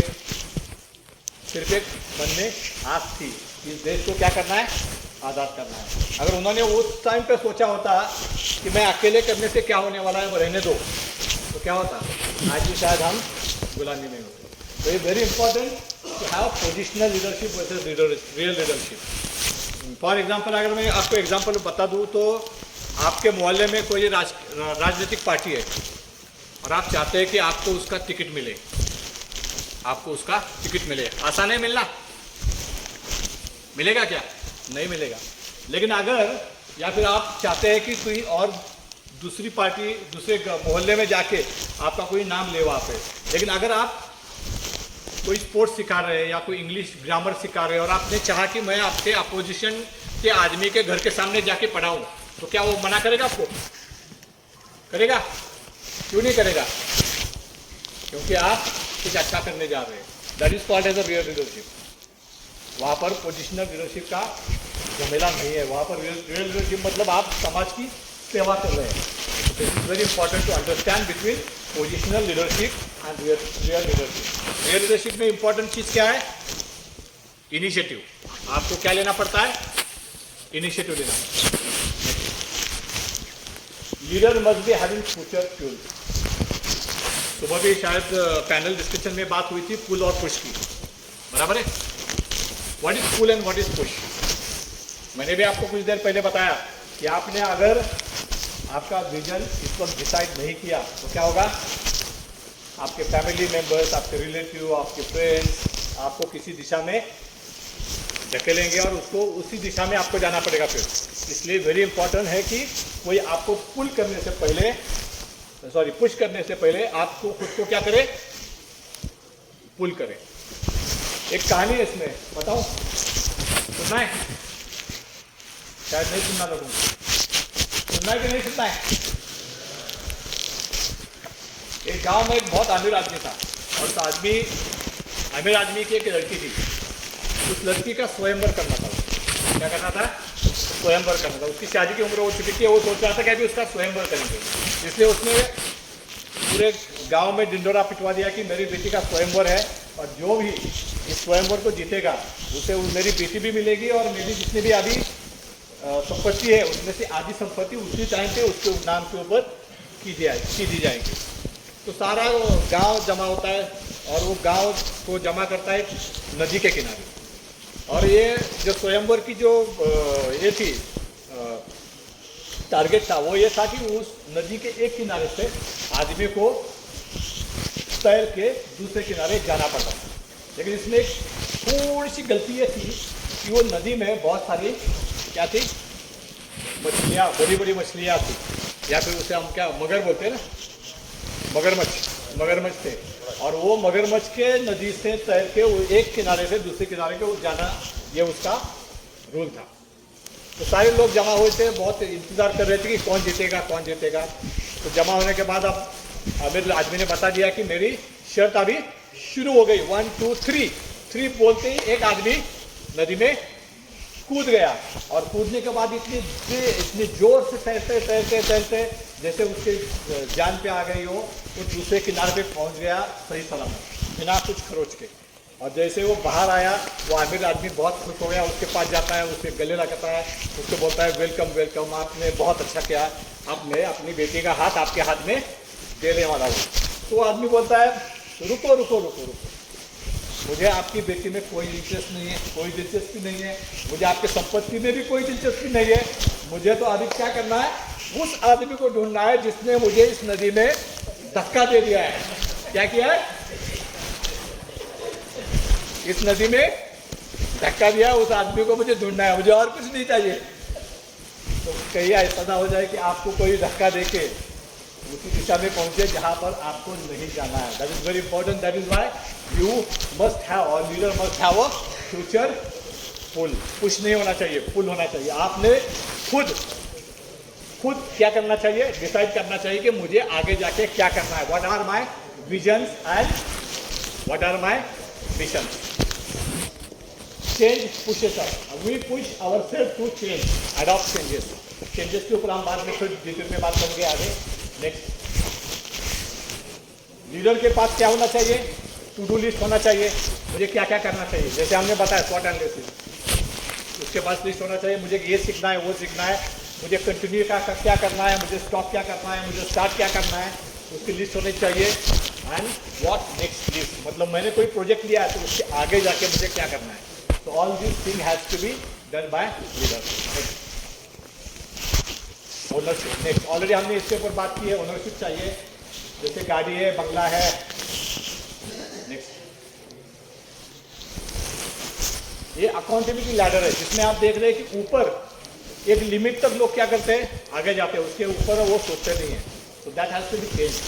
मतलब यहाँ पर आप देख रहे हैं कि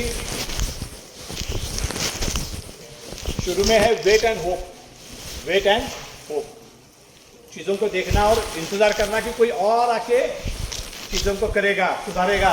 मैं सिर्फ क्या करूँगा, देखता रहूँगा। मुझे सिर्फ देखना है और लोगों को ब्लेम करना है, समाज ऐसा है, देश ऐसा है, गवर्नमेंट ऐसा है, नेबर ऐसा है, मेरी फैमिली ऐसी है, लेकिन मैं करूँगा कुछ नहीं। मैं I will just wait and hope that someone will come and make it happen. उसके बाद नॉलेज, रियलिटी,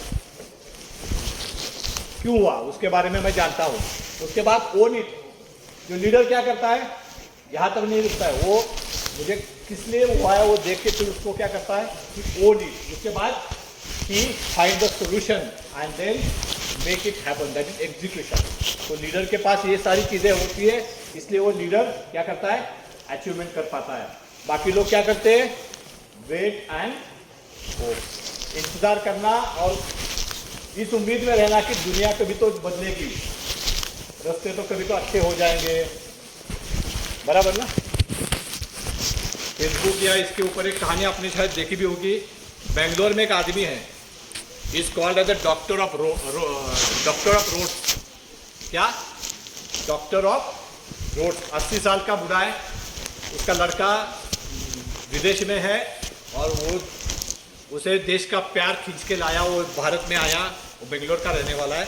और वो दिन में क्या करता है, सुबह अपनी गाड़ी में कुछ कंक्रीट को खड़ी लेके निकलता है, रास्ते पर रुकता है, जहाँ पर उसको खड्डा दिखता है वो अपने आप गाड़ी में से जो खड़ी है कंक्रीट है निकालता है, वहाँ पे लगाता है, आगे निकलते जाता है। उसका बेटा एक बार आया, उसको बताया कि ऐसा क्यों करे पापा, कोई गाड़ी आके आपको पीछे से धक्का दे देगी, आपको मार देगी भी, पता नहीं चलेगा आपको।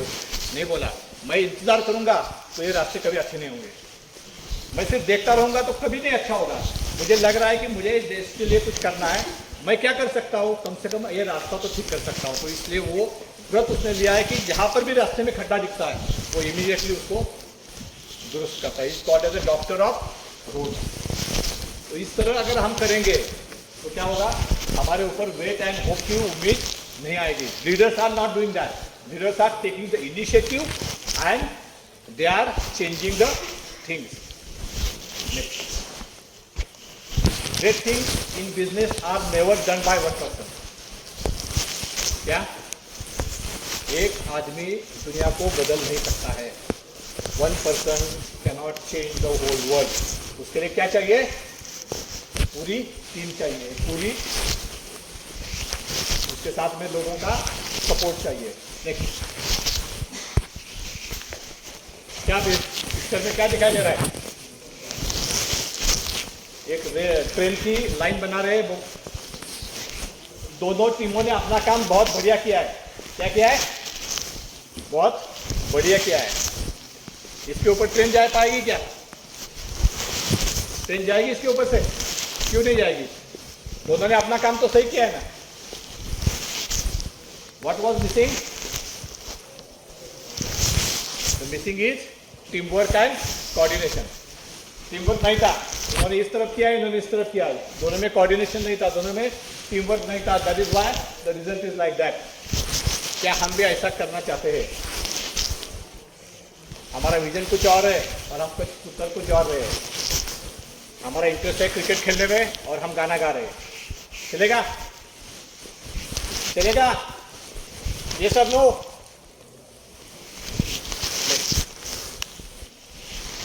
एम्प्लॉय मोटिवेशन, एम्पावरमेंट, रिवॉर्ड, ये सारी चीज़ें लीडर को क्या करनी चाहिए? करनी चाहिए। Employ motivation is very important for the leader. Leader को एम्प्लॉय को मोटिवेट करने के लिए करना चाहिए ताकि टीम वर्क बना रहे। टीम वर्क को लाने के लिए उसको एम्प्लॉय के साथ में मोटिवेशन करना चाहिए। उसके लिए एम्पावरमेंट है, रिवॉर्ड है, एजुकेशन है, एप्रिसिएशन है, अचीवमेंट है, प्रमोशन है, उसको रिस्पॉन्सिबिलिटी भी देनी चाहिए। तो ये सारी चीज़ें उसको करनी चाहिए ताकि एम्प्लॉय क्या हो, मोटिवेट हो और उसका विजन कंप्लीट हो। नेक्स्ट, ये बहुत ही अच्छा स्लाइड है, मुझे बहुत अच्छा लगता है हमेशा ही। This spot I love because what is say you do not build a business. कोई भी आदमी बिजनेस बिल्ड नहीं करता है। कोई आदमी, चाहे वो टाटा ले लो, अंबानी ले लो, they are never build their businesses. What they build? They build their people and their people build their business. अगर आप देखोगे टाटा अंबानी की इतने बिजनेस है, वो खुद अगर उसके एक यूनिट से दूसरे यूनिट जाना है तो मेरे ख्याल में साल में 1 या 2 बार ही जाता होगा। सही है ना? तो अगर 1 बार या 2 बार साल में जाके उसका बिजनेस अभी भी ग्रो हो रहा है तो इसका मतलब वो बिजनेस खुद नहीं चला रहा है। Who is running the business on his half is their people who he has put, who है ही हैज उसको जिनके ऊपर उन्होंने जिम्मेदारी दी है, उन लोग उसका बिजनेस चला रहे हैं। That is why it is called as you build people and then people will build your business. तो ये बहुत इंपॉर्टेंट है as a team work, employ empowerment, ये सारी चीज़ें आपको एज ए लीडर क्या करनी चाहिए, आत्मसात करनी चाहिए। Next, my job is not to be easy on people, my job is to make them better. मतलब लोगों को आसान काम लगे, उससे ज़्यादा क्या चाहिए, लोगों की ग्रोथ हो, लोगों की उन्नति हो। That is very important. लोग बेटर कैसे बने, उनका जॉब बेटर कैसे बने, वो बहुत इंपॉर्टेंट चीज़ है।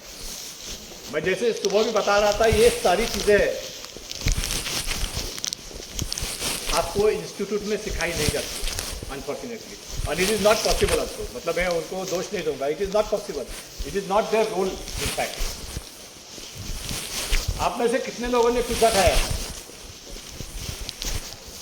हाथ ऊपर कीजिए। पिज्ज़ा खाए कितने लोगों ने खाया है? क्या बात कर रहे हैं, इतने लोगों ने पिज्ज़ा खाया है? मुझे यकीन नहीं हो रहा है। नहीं खाए? कितने लोगों ने पिज्ज़ा खाया है? मैं भी हाथ ऊपर कर दूंगा, मैंने खाया।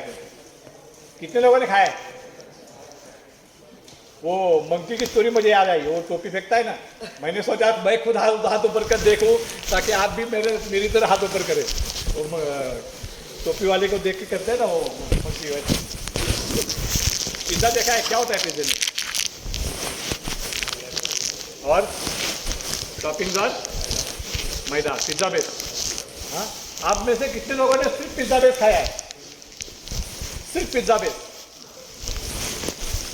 कितने लोगों ने खाया है? खाया है? सिर्फ पिज्ज़ा बेस कितने लोगों ने खाया है? किन्होंने भी नहीं खाया। क्यों? अच्छा नहीं लगता है? ये जो टेक्निक, जो इंस्टीट्यूट्स है, they are making only pizza base. उनके पास आपको सिर्फ पिज्ज़ा बेस मिलेगा क्योंकि उनके पास 4 साल का समय है, उनके पास उतना ही समय है कि आपका सिर्फ पिज्ज़ा बेस ही बना सकते हैं। उसके ऊपर की सारी टॉपिंग्स आपको खुद को लिए खुद बनानी पड़ती है, ढूंढनी पड़ती है, निखारनी पड़ती है। एंड ओनली इंजीनियरिंग इंस्टीट्यूट या फिर इंडस्ट्रीज क्या लेते हैं, पिज्ज़ा लेंगे, वो पिज्ज़ा बेस नहीं लेंगे, ध्यान में रखो। They will only by pizza, not pizza base. और आप इंस्टीट्यूट के सर्टिफिकेट के साथ में जाएंगे तो वो आपका क्या होगा, सिर्फ पिज्ज़ा बेस है, फिर वो नहीं लेंगे आपको। अगर आपको लेना है, आपको चाहिए कि वो आपको इंटरटेन करे, आपको रिटेन करे, आपको अच्छी अपॉर्चुनिटीज दे, तो you have to make your own toppings on your own pizza base. That is very very important. और ये पिज्ज़ा बेस आपको इस 4 साल में उसके पहले से ही ढूंढना चाहिए। आप जैसे 9वीं 10वीं से है, तब से आप धीरे धीरे जो हम सारी चीज़ें आज अभी बता रहे हैं वो सारी टॉपिक्स है। ये सारी चीज़ें क्या है, टॉपिक्स है। वो धीरे धीरे आपके अपने कल्चर में, अपने क्या बोलते हैं उसको, स्वभाव में, अपने बिहेवियर में लानी है। अभी हम बोल रहे हैं हाथ ऊपर करो, कोई नहीं कर रहा, वो भी क्या है, एक तरह का टॉपिंग है। आप इंडस्ट्री में जाओगे तो आपका बॉस क्या उम्मीद करेगा आपसे? क्या वो उम्मीद करेगा? वो उम्मीद करेगा कि आप किस कॉन्फ्रेंस में जाए, आपके कंपनी को रिप्रेजेंट करे, हाथ ऊपर करे, अच्छा वाला जवाब दे, कंपनी का नाम रोशन करे। सोचेगा ना? आप इस तरह बैठे रहोगे, हाथ नीचे ही रखोगे, तो क्या होगा? वो आपको ज़्यादा दिन सस्टेन नहीं कर पाओगे। That is very important to collect all these toppings on your own example. Next. Creative thinking. क्या है? Creative thinking. सोच. Creative thinking. Problem solving में भी ये creative thinking आती है और as a leader भी एक creative thinking आती है। Creative thinking मतलब क्या है? सोचना। जब हम बहुत ही मुश्किल सिचुएशन में हैं तब हम क्या सोचते हैं, तब हम उसके ऊपर किस तरह सॉल्यूशन निकालते हैं, बहुत इंपॉर्टेंट होता है। And that is called as a creative thinking. कहानी सुनोगे? सुनोगे? हाँ या ना? ना मुझे आ रहा है। हाँ या ना? एक गांव था, उस गांव में एक किसान था, बहुत गरीब किसान था। उसका सारा खेत, उसकी सारी ज़मीन, घर, सारा कुछ उस साहूकार के पास क्या था? गिरवी पड़ा हुआ था। और वो किसान सोच रहा था कि कैसे मैं इसको वापस ले लूँ।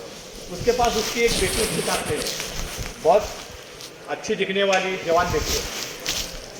एक दिन क्या होता है, जब वो किसान अपने घर से जा रहा है तभी वो सामने से साहूकार आता है। वो साहूकार उस लड़की को और उस किसान को देख लेता है। साहूकार के पास उसका सारा घर, ज़मीन, सारी चीज़ें गिरवी पड़ी हुई है। जैसे साहूकार उस लड़की को देखता है, उसके दिमाग में कुछ आइडिया आता है। वो इमीडिएटली दूसरे दिन उस किसान को बुलाता है, उसको पूछता है तुम्हारे साथ में लड़की थी, वो कौन थी? तो बोलता है मेरी बेटी थी। तो बोलता है मैं एक आपको ऑफर देता हूँ, अगर वो आपकी लड़की की बेटी की शादी मुझसे आप करोगे तो मैं आपका सारा घर, सारी खेती आपको वापस दे देता हूँ। अब वो जो साहूकार है वो बूढ़ा है और उसका मतलब रवैया भी अच्छा नहीं है। तो इमीडिएटली वो किसान बोलता है नहीं, मैं ऐसा नहीं कर सकता, मैं अपनी बेटी की ज़िंदगी तबाह नहीं कर पाऊँगा। तो वो बोलता है मैं आपको 2 दिन की मोहलत देता हूँ, आप 2 दिन सोचिए। आपके पास 3 ऑप्शन है, बहुत ध्यान से कहानी सुनिए, बहुत इंपॉर्टेंट कहानी है। आपके पास कितने ऑप्शन है? 3 ऑप्शन है। पहला ऑप्शन, आप मेरी बेटी की शादी मुझसे करवा लो, आपकी ज़मीन जायदाद सारी निकल जाएगी, आप पूरी तरह फ्रीडम हो जाएंगे। दूसरा ऑप्शन है, आपकी बेटी अगर मुझसे शादी नहीं करना चाहती है तो फिर उसी वक्त आपको आपका घर, आपकी खेती सब कुछ छोड़ के इस गांव से बाहर जाना पड़ेगा, क्योंकि मैं उसके ऊपर जब्ती लाने वाला हूँ। अगर ये दोनों चीज़ें आपको मंजूर नहीं है इस वक्त, तो तीसरी चीज़ है, मैं आपको एक और ऑप्शन देता हूँ कि मैं सारी ग्राम सभा के सामने, पंचायत के सामने एक आपके साथ शर्त लगाऊंगा, जिसमें मैं 2 पत्थर उठाऊंगा। उसमें से अगर सफ़ेद पत्थर आ गया तो उस केस में आपकी लड़की को मेरे साथ शादी करनी पड़ेगी। उस केस में आपको सारी जायदाद आपको वापस मिल जाएगी, लेकिन लड़की को मेरे साथ शादी करनी पड़ेगी। अगर वो ब्लैक पत्थर उठा लिया तो शादी करनी पड़ेगी, और जब सफ़ेद पत्थर उठा लिया तो मैं आपकी लड़की से शादी भी नहीं करूँगा और आपको आपकी जायदाद भी वापस दे दूँगा। तो ये 3 शर्तें उसने ऊपर रखी। तो बोला पहली 2 शर्तें तो मानने से ये नहीं था। वो बोली ठीक है, ग्राम पंचायत के सामने हम डिसीजन करेंगे। तो ग्राम पंचायत के सामने एक दिन, दूसरे दिन जमा होते सब लोग, वो लड़की आ जाती है, किसान है, फिर साहूकार है, पूरी ग्राम सभा के लोग हैं। तो वो क्या करता है साहूकार नीचे झुक जाता है, नीचे से 2 पत्थर उठाए। अब जब उसने पत्थर उठाया है तो वो लड़की बहुत चालाक है, उसने उस साहूकार को पत्थर उठाते हुए देख लिया। उस साहूकार ने क्या किया था, दोनों काले पत्थर उठाए। क्या पत्थर उठाए थे? काले पत्थर। काले पत्थर का मतलब क्या था कि उस लड़की को उस साहूकार से शादी करनी है, सिंपल बात है। जैसे उस लड़की ने वो देखा तो उसने आप मन में सोच लिया कि अब मेरे पास कोई और चारा नहीं है, मुझे उस साहूकार से अभी शादी करनी पड़ेगी और मेरे पास कोई ऑप्शन नहीं। तो 2 पत्थर उठाता है, अपनी थैली में डालता है, वो थैली उठा के रखता है। उसको बोलता है लड़की को कि उसमें से कोई एक पत्थर आप चुनो, जो पत्थर आएगा उस तरह से हम फैसला हो जाएगा। अब वो लड़की घबरा जाती है कि दोनों काले पत्थर है, मतलब मुझे साहूकार से शादी करनी। It is called as a critical problem. ये क्या है? क्रिटिकल प्रॉब्लम है। कोई सोल्यूशन है क्या इसका? कोई सोल्यूशन नहीं है, क्योंकि दोनों काले पत्थर है। काले पत्थर का मतलब शादी करनी है। क्या होगा आगे? प्रॉब्लम है, क्रिटिकल प्रॉब्लम है, बराबर। अब वो लड़की सोचती है क्या करना है, तो उस साहूकार के पास जाती है, उस थैली में से एक पत्थर उठाती है, और जैसे ही पत्थर उठाती है तो वो ऐसा दिखाती है कि उसे घेरी आ गई है, और घेरी आते आते गिर जाती है और उस पत्थर को ज़मीन पे और पत्थर के साथ में क्या कर देती है? मिक्स कर देती है। और जैसे वो पत्थर मिक्स हो गया तो लोग सोचते हैं आप इसका फैसला कैसे करेंगे। तो इमीडिएटली वो लड़की खड़ी हो जाती है, पानी पीती है पहले, और खड़ी होकर बोलती है देखो इसमें दो पत्थर थे, एक सफ़ेद और एक काला। एक पत्थर तो मैंने उठा लिया, अब दूसरा पत्थर थैली में होगा। जो पत्थर थैली में है उसको छोड़ के दूसरा पत्थर मैंने उठाया, ऐसा मान लो। अब थैली में कौन सा पत्थर है? काला पत्थर है। इसका मतलब लड़की ने कौन सा पत्थर उठाया था? सफ़ेद वाला। सफ़ेद का पत्थर का मतलब है वो लड़की को उस आदमी से शादी नहीं करनी है, और वो किसान को सारी जायदाद वापस मिलने वाली है। तो it is called as a critical creative thinking और क्रिटिकल थिंकिंग। ये क्या है? हम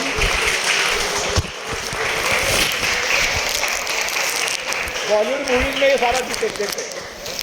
बॉलीवुड मूवीज में देखते हैं ना हम, ये क्या देखते हैं? Anti climax. क्लाइमैक्स में क्या होता है? हम सोच कुछ और रहते हैं और होता कुछ और ही है। तो ये एंटी क्लाइमैक्स ऐसा ही। तो कई बार हमारे सिचुएशन में भी, दिमाग में भी इस तरह की सिचुएशन आ जाती है जब हमें डिसीजन लेने पड़ते हैं। तो दैट इज वेरी इंपॉर्टेंट कि आप वहाँ पर कैसे डिसीजन लेते हैं। नेक्स्ट,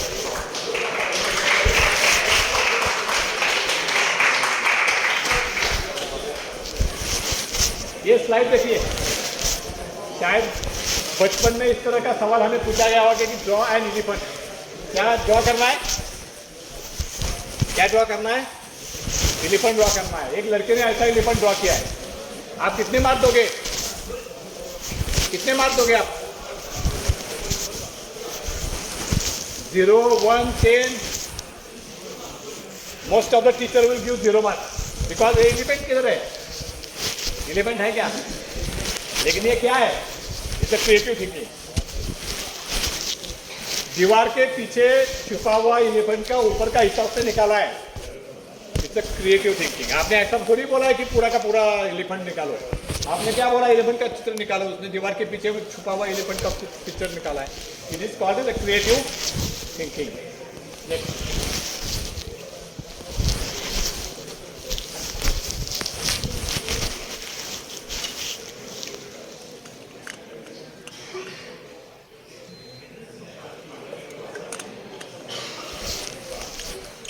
एक और चीज़ मैं यहाँ पर बताना चाहूँगा। हम इनोवेशन की बात करते हैं, हम आइडियाज़ की बात करते हैं, बराबर है। जो पिछली वाली सदी थी वो प्रोडक्शन की, मैन्युफैक्चरिंग सदी थी, जहाँ पर मैन्युफैक्चरिंग वाज दी हीरा था जो मैन्युफैक्चरिंग का था, जो फोर्ड ने या फिर वो ऑटोमोबाइल इंडस्ट्री ने शुरू किया। एक ही आदमी एक ही उसी जगह पे खड़ा रह के क्या करेगा? नट बोल्ट को टाइट करेगा। एक ही काम 8 से 5 घंटे वही काम करना है उसने, और कुछ दिमाग नहीं लगाना है, वही काम करते जाना है। असेंबली लाइन, बराबर। अब इरा बदल चुका है। अब वो काम करने के लिए रोबोट आ चुके हैं। अगर आप वो सोचेंगे कि मैं ये काम करने जाऊंगा तो शायद 5 साल के बाद आपको कोई भी जॉब नहीं ऑफर होगी।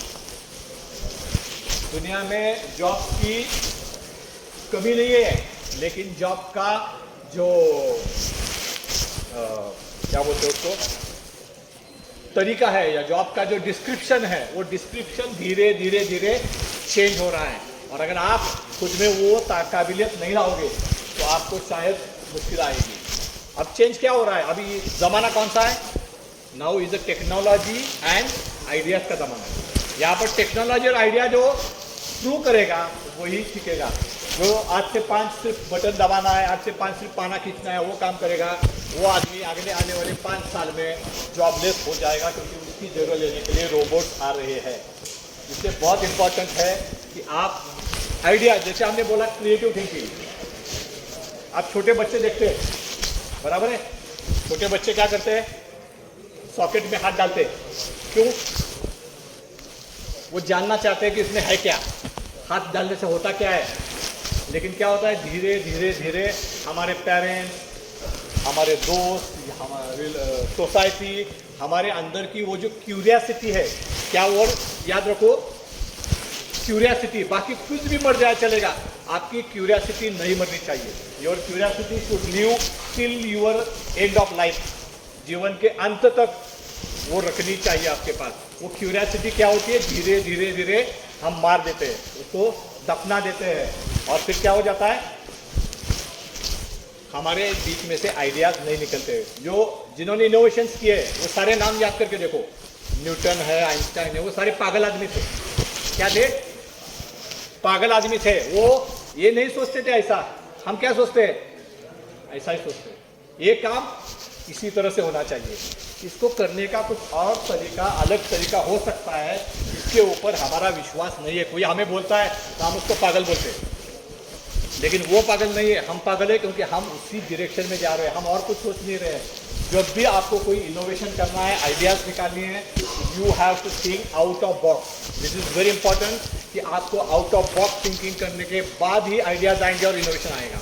अगर आप नॉर्मल थॉट प्रोसेस में बात करोगे तो आपको कोई आइडियाज़, कोई इनोवेशन नहीं दिखाई देगा। तो आपको अगर आइडियाज़ निकालने हैं, इनोवेशन निकालने हैं, आपको प्रोजेक्ट में सक्सेसफुल होना है, you have to think out of box.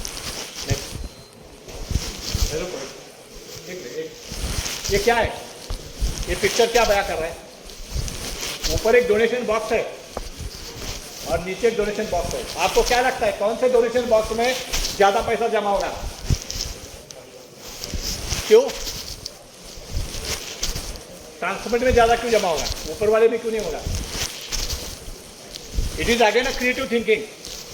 क्योंकि हम जब ऊपर वाला बक्सा देखते हैं तो सोचते हैं पता नहीं इसमें पैसे किसने डाले होंगे या नहीं डाले होंगे, हम क्यों डाले। लेकिन जब हम वो बक्सा देखते हैं तो पहले कुछ पैसा क्या करता है आदमी, ट्रांसपेरेंट बक्सा रखता है, उसका ही कुछ पैसा उसमें डाल देता है पहले आने से पहले लोग। हम क्या जाके देखते हैं, इसमें इतने पैसे हैं, मतलब कुछ तो अच्छा होगा, चलो हम भी कुछ डाल देते हैं। दैट इज क्रिएटिव थिंकिंग, और ये बहुत इंपॉर्टेंट है। Next, innovation distinguishes between the leader and a follower.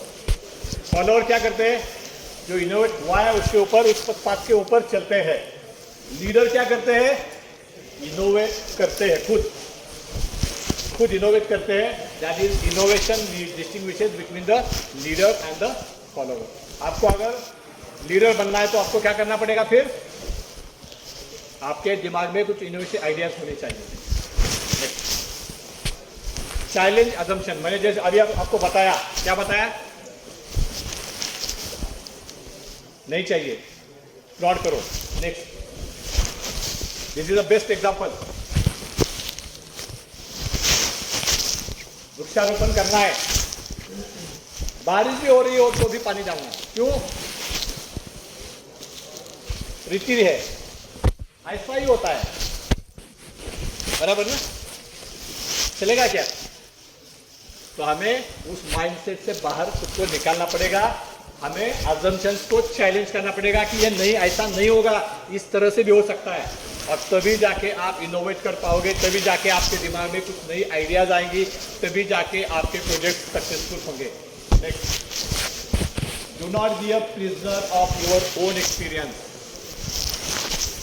मैं खुद को भी ये स्लाइड कुछ सालों से, दो या 3 साल से पहले मैंने स्लाइड नहीं देखी थी, तब तक मैं भी मानता था मेरा एक्सपीरियंस, मेरे पास 28 साल का एक्सपीरियंस था, मेरा 28 साल का एक्सपीरियंस है। लेकिन क्या होता था, when I go to some place और कुछ चीज़ें देखता था, तो I was thinking in the same direction कि मेरे साथ ऐसा हुआ है, मैंने ऐसा करने के बाद ये प्रॉब्लम सॉल्व हुआ है, इसलिए मुझे यहाँ पर भी यही होगा। तो आई वॉज थिंकिंग कि I was become a prisoner of my own experience. लेकिन मैंने कभी ये नहीं सोचा था कि इसको इस तरह से भी किया जा सकता है, इस तरह से भी ये हो सकता है। लेकिन जब से मैंने ये देखा है, एक्चुअली अंडरस्टैंड कि नहीं, इसको देखने के, इसको करने के, इसको सॉल्व करने के कुछ और तरीके भी हो सकते हैं। मेरा एक्सपीरियंस ही सिर्फ काफ़ी नहीं है, कुछ और तरीके से भी ये प्रॉब्लम सॉल्व हो सकता है। So do not be a prisoner of your own experience. Challenge is the your experience and assumption, तभी जाके आप इनोवेट कर पाओगे, वरना आप उसी एक्सपीरियंस के साथ में क्या वो करोगे, घूमते रहोगे और कभी भी कुछ नया ढूंढ नहीं पाओगे। Next, it is not the change but the speed of change that matter. अब हम चेंज के ऊपर जा रहे हैं। आपको मालूम है 3C, आपने कुछ कभी सुना है 3C? 3 इडियट्स के बारे में मैं बात नहीं कर रहा हूँ, 3 इडियट्स के बारे में बात नहीं कर रहा हूँ। 3C मालूम है, सुना है कभी? First C is change. What is? पहला C क्या है? Change. Second C is competition and third C is challenges. आपको अगर बिजनेस में जाना है, या फिर आपको एंटरप्रेन्योरशिप में आना है, या फिर आपको अपने नए जॉब में भी जाना है, you have to face this 3 C's। जैसे उन्होंने बताया, मैं कॉलेज छोड़ के इंडस्ट्री में आ रहा हूँ तो मुझे चेंज हो गया ना आपका ये, you are change your college to industry, ये भी चेंज है। उसमें क्या आएगा? चैलेंजेस आएंगे और कंपटीशन आएगा, क्योंकि आपके लिए नहीं जा रहे हो आप, आपके साथ में और कई लोग हैं जो उसके लिए अप्लाई कर रहे हैं। आप अकेले अप्लाई नहीं कर रहे हो, आपके साथ में और 50 लोग अप्लाई कर रहे हैं, तो उसमें से 1 या 2 ही लड़के चुनने वाले हैं। तो again it become a competition. तो competition, change and challenges, all 3C is very important. और उसके लिए आपको तैयार रहना है कि वो 3C का आपको मुकाबला करना है। नेक्स्ट, यहाँ पर speed is very important, speed of change. Monetization, नोटबंदी क्या हुआ था? एक रात में सारे नोट बंद हो गए। उसके पहले अगर 10 या 15 साल पहले पेटीएम आता, भीम आता, गूगल पे आता, फोन पे आता, तो चलता क्या? किसी ने इस्तेमाल किया होता 15 साल पहले? 2005 में अगर गूगल पे, फोन पे आता तो कोई इस्तेमाल करता? वो आया कब? मॉनिटाइजेशन के बाद आया। जब नोट नहीं थे तो लोगों ने धीरे धीरे उसके ऊपर उसको लाया। That is innovation again. तो इनोवेशन में स्पीड नंबर 1 और timing of innovation is very important. Time, आप इनोवेशन कब ला रहे हैं? जब आदमी को उसकी जरूरत है, वो टाइम पे वो इनोवेशन आएगा, तभी वो सक्सेसफुल होगा। वो आदमी को जरूरत नहीं और आपने इनोवेशन ला के रख दिया तो कोई उसका फायदा नहीं होगा, कोई उसको इस्तेमाल नहीं करेगा। तो timing and the speed of change is very important. Change begin at your comfort zone. Change कहाँ शुरू होता है? बदल कहाँ शुरू होता है? Comfort zone. अब सुबह के एग्जांपल उन्होंने बताया कि मैं चेंज कर रहा हूँ, that is also comfort zone. आप कॉलेज में स्पेसिफिक कंफर्ट जोन में होते हैं, वहाँ पर आपके ऊपर कोई रिस्पॉन्सिबिलिटी नहीं होती है, आपको कोई सेल नहीं पूछता है, आपको कोई रिजेक्शन लेवल नहीं पूछता है, आपको कोई टारगेट्स नहीं देता है। कॉलेज में देते हैं कोई टारगेट्स, सेल्स, प्रोडक्शन, लेकिन जब आप इंडस्ट्री में जाओगे तो क्या होगा? You have all this things, you have target, you have sale target, you have rejection target. आपको टाइम पे आना है, टाइम पे जाना है। कॉलेज में आप 1 घंटा एक आधा लेक्चर मिस करोगे तो भी चलेगा, 15 मिनट लेट आओगे तो भी चलेगा, 10 मिनट जल्दी जाओगे तो भी चलेगा। कंपनी में, इंडस्ट्री में वैसा नहीं चलता है। That is you have changing your comfort zone. और जब भी कंफर्ट जोन आप चेंज करोगे तो क्या होगा? आपको थोड़ी तकलीफ तो सहनी पड़ेगी। That you have to understand. तो change begins at your comfort zone. तो कंफर्ट जोन बहुत इंपॉर्टेंट है, आपको छोड़ना है। कंफर्ट जोन में जितने रहोगे आप, क्या होगा? कंफर्ट जोन में जितने रहोगे आपकी उन्नति नहीं होगी। आपको अगर कंफर्ट जोन जब तक आप नहीं छोड़ोगे, आपकी उन्नति नहीं होगी। मेरे घर में, अपने घर में हर आदमी क्या होता है? सुखी होता है, खुश होता है। लेकिन जब वो अपना घर छोड़ के कहीं और जॉब के लिए जाता है, कहीं और किसी प्रोजेक्ट के लिए जाता है, किसी और एग्जीबिशन के लिए जाता है, तो उसको पता चलता है कि बाहर चैलेंजेस क्या है, बाहर क्या हाल है, मुझे किस तरह से अपने आप को दूसरे लोगों के साथ में एडजस्ट करना है, किस तरह से मुझे अपने आप को उन लोगों के साथ मिक्सअप करना है। ये सारी चीज़ें आपको तब पता चलेगी जब आप अपने कंफर्ट जोन को छोड़ोगे। इसलिए बहुत इंपॉर्टेंट है कि आपको अपने कंफर्ट जोन से बाहर निकलना है। कंफर्ट जोन की कहानी सुनोगे?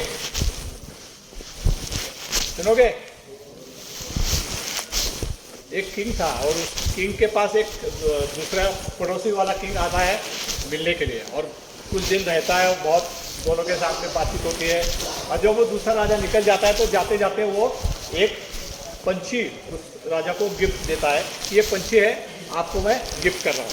तो राजा बहुत खुश होता है वो पंछी को देखते हैं। वो इमीडिएटली अपने सरदार को बुलाता है, उसको बोलता है इस पंछी की अच्छी देखभाल करो और मैं देखना चाहता हूँ ये पंछी बहुत ऊंची तक उड़ान भरे, उसको अच्छी तरह से आप तालीम दो और मैं देखना चाहता हूँ किस तरह से वो ऊंची उड़ान उड़ता है। कुछ दिन जाते हैं, कुछ दिन के बाद उसको याद आता है कि अरे वो पंछी आया था, उसको मैंने अपने सरदार के पास दिया था, उसकी क्या प्रोग्रेस हुई वो देखने के लिए राजा उसके पास निकल जाता है। वो देखता है तो पंछी बहुत छोटी उड़ान भरता है, बहुत ज़्यादा नहीं, थोड़ा सा ऊपर जाता है फिर नीचे आता है, ऊपर जाता है नीचे आता है। तो उसे देख के राजा परेशान होता है, उसको बुलाता है सरदार को और पूछता है वो तो ऊंची उड़ान नहीं भर रहा है, आपने उसके ऊपर कोई मेहनत नहीं की। वो बोल रहा है, सरदार बोलता है कि मैंने उसके ऊपर बहुत मेहनत की है लेकिन वो ऊंची उड़ान नहीं भर रहा है। तो इमीडिएटली राजा पूरे राज्य में ऐलान कर देता है कि जो भी इस पंछी को ऊंची उड़ान भराएगा उसको मैं मुंह मांगा इनाम दे दूँगा। तो सारे राज्य से बहुत सारे विद्वान आते हैं, बहुत सारे लोग आते हैं, बहुत अलग अलग प्रयास करते हैं लेकिन कोई सफल नहीं होता। आखिर में उसके पास एक किसान आता है और वो किसान बोलता है, राजा जी मुझे एक मौका दीजिए, मैं आपका ये प्रॉब्लम सॉल्व कर देता हूँ। तो ठीक है बोलता है, आप प्रॉब्लम सॉल्व कर दो, इतने लोगों ने तो किया नहीं, आपको एक आखिर मौका मैं दे देता हूँ। तो 2 दिन के बाद एक फिर वो सरदार राजा के पास आता है, वो बोलता है कि अब वो पंछी बहुत ऊंची उड़ान भरने लगा। तो राजा जी बहुत आश्चर्यचकित हो जाते हैं, ऐसा क्या हो गया? तो बोलता है वो किसान आया था, उसने कुछ कर दिया मुझे मालूम नहीं, अब आके देखिए वो कितनी अच्छी उड़ान भर रहा है। तो इमीडिएटली राजा उसके पास जाता है, देखता है तो बहुत बड़ी अच्छी तरह से उड़ान भर रहा है। तो इमीडिएटली वो किसान को बुलाता है, उसको पूछता है आपने क्या किया? वो बोला मैं कल यहाँ पर खड़ा था, मैंने देखा वो पंछी ऊपर थोड़ा सा जा रहा है, फिर नीचे एक डाल पे बैठ रहा है, फिर ऊपर जा रहा है, फिर डाल पे बैठ रहा है। तो वो एक ही डाल पे बैठ रहा था, तो मैंने क्या किया, उस डाल को काट दिया। मैंने क्या किया, उस वृक्ष की उस डाल को काट दिया। तो क्या हो गया, पंछी ऊपर जाता था, नीचे जब आता है तो डाल नहीं है, तो बैठेगा कहाँ पे? उसका जो कंफर्ट जोन है उसको उसने काट दिया। उसी तरह आपको भी क्या करना चाहिए, आपकी जो कंफर्ट जोन है उसको निकाल देना चाहिए। हमने बात की थी what you can start, what you can continue and what you can stop. तो उसमें से एक चीज़ है, आपको तीनों चीज़ें, आपको स्टार्ट क्या करना है, कंटिन्यू क्या करना है और स्टॉप क्या करना है ये देखना है। इसी तरह आपके कंफर्ट जोन में क्या है वो आपको क्या करना है, स्टॉप करना है। तो जैसे ही वो डाली काट दी, वो पंछी के पास कोई ऑप्शन नहीं था, उसको ऊपर जाना ही पड़ा। तो इसी तरह आपके जीवन में भी कोई डाली है, कंफर्ट जोन है, तो उसको इमीडिएटली निकाल दो ताकि आप भी अपने जीवन में ऊंची उड़ान कर सको। नेक्स्ट, हाँ गिरा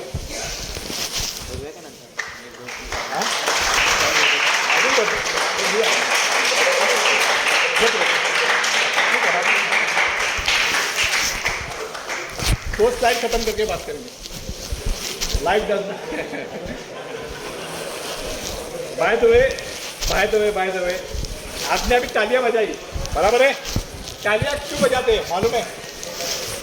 वाई वी आर क्लैपिंग, क्या होता है तालियां बजाने से? क्या होता है? हाँ, क्या होता है? तालियां क्यों बजाते हैं? तालियां बजाने से एनर्जी पैदा होती है। जब हम दोनों हाथ ये करते हैं क्या होता है? एनर्जी पैदा होती है। That is why clamping is very important. इसलिए मैं हमेशा कोशिश ये करता हूँ कि आप जितनी तालियां ज़्यादा बजाएंगे आप में एनर्जी पैदा हो और आप ज़्यादा एनर्जी के साथ मेरा स्पीच या किसी का भी स्पीच सुन पाएंगे। Life does not get better by chance but by change. Chance हम बोलते हैं ना, बाय लक हो गया, नसीब के कारण ये हो गया, नसीब के कारण हो गया। जिंदगी अच्छी कभी भी नसीब के कारण नहीं होती है। It becomes good because of the change you made in your own life. That is very important. Next, nothing is forever accepted. Next, risk लेना चाहिए। लाइफ में क्या करना चाहिए? रिस्क लेना चाहिए। इसके ऊपर पहले हम बात कर चुके हैं। Next, who, when, where, whom, ये सवाल नॉर्मली हमें आजकल अगर न्यूज़पेपर है, मीडिया है, इन्हीं सवालों से पूछती है। मीडिया, न्यूज़पेपर, किसने किया, कब किया, बराबर। लेकिन हमारे लाइफ में उसका कोई भी मतलब नहीं है। किसने क्या किया, कब किया, वो उनका इतिहास था, वो इतिहास बन चुका है। उन्होंने इतिहास रचा क्योंकि उन्होंने एग्जीक्यूशन किया। हम उसी को दोहराएंगे तो हमारा कोई भी नाम नहीं लेगा। अगर हमारा नाम किसी ने लेना है भविष्य में, हमारा, जैसे मैं आपको कहानी सुना रहा हूँ, वैसे आपकी कहानी अगर आप अपने पोते को सुनाना चाहते हो, क्या क्या, जैसे मैं आपको कोई कहानी सुना रहा हूँ, वैसे आपकी खुद की कहानी आप अपने पोते को सुनाना चाहते हो, तो ये सवाल की जगह, नेक्स्ट स्लाइड, आपको ये सवाल पूछने चाहिए, why not, next slide, why not, what if, why not us, why not me, why not now। ये सवाल अगर आप पूछोगे तो ही आप अपने करियर को अगली ऊंचाई तक ले जाओगे। when, who, whom, ये सवाल पूछोगे तो आप इतिहास में बंद कर रह जाओगे। उससे आपके लाइफ में कोई फर्क नहीं पड़ेगा। फर्क किसी और को पड़ेगा। पॉलिटिशियंस को शायद फर्क पड़ सकता है और किसी को फर्क नहीं पड़ने वाला है। आपके लाइफ में आपको अगर कुछ फर्क पड़ना है, आपकी खुद की स्टोरी आपको लिखनी है, you have to ask this question to yourself and this will only help you to raise your level of life, nothing else. Next,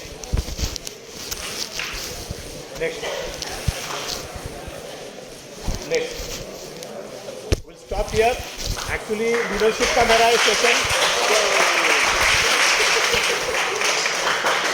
मैंने थोड़ा फास्ट लिया है क्योंकि टाइम में हमारे पास कम था। एक्चुअली 2 घंटे का लीडरशिप का सेशन है और 2 घंटे का प्रॉब्लम सॉल्विंग का सेशन है। लेकिन मैं प्रॉब्लम सॉल्विंग को टाइम देना चाहता था, इसलिए मैंने लीडरशिप को थोड़ा जल्दी ख़त्म कर लिया है। अभी प्रॉब्लम सॉल्विंग के ऊपर हम 1 घंटा और बिताएंगे। कुछ चीज़ें मैंने ऑलरेडी प्रॉब्लम सॉल्विंग की कवर की है। ये बहुत इंपॉर्टेंट सेशन होगा प्रॉब्लम सॉल्विंग का, क्योंकि वो आपको आपके लाइफ में बहुत हेल्प करेगा। The key is the backside of the stage. You had a lunch there. So can you take the point of 10 minutes break we will take?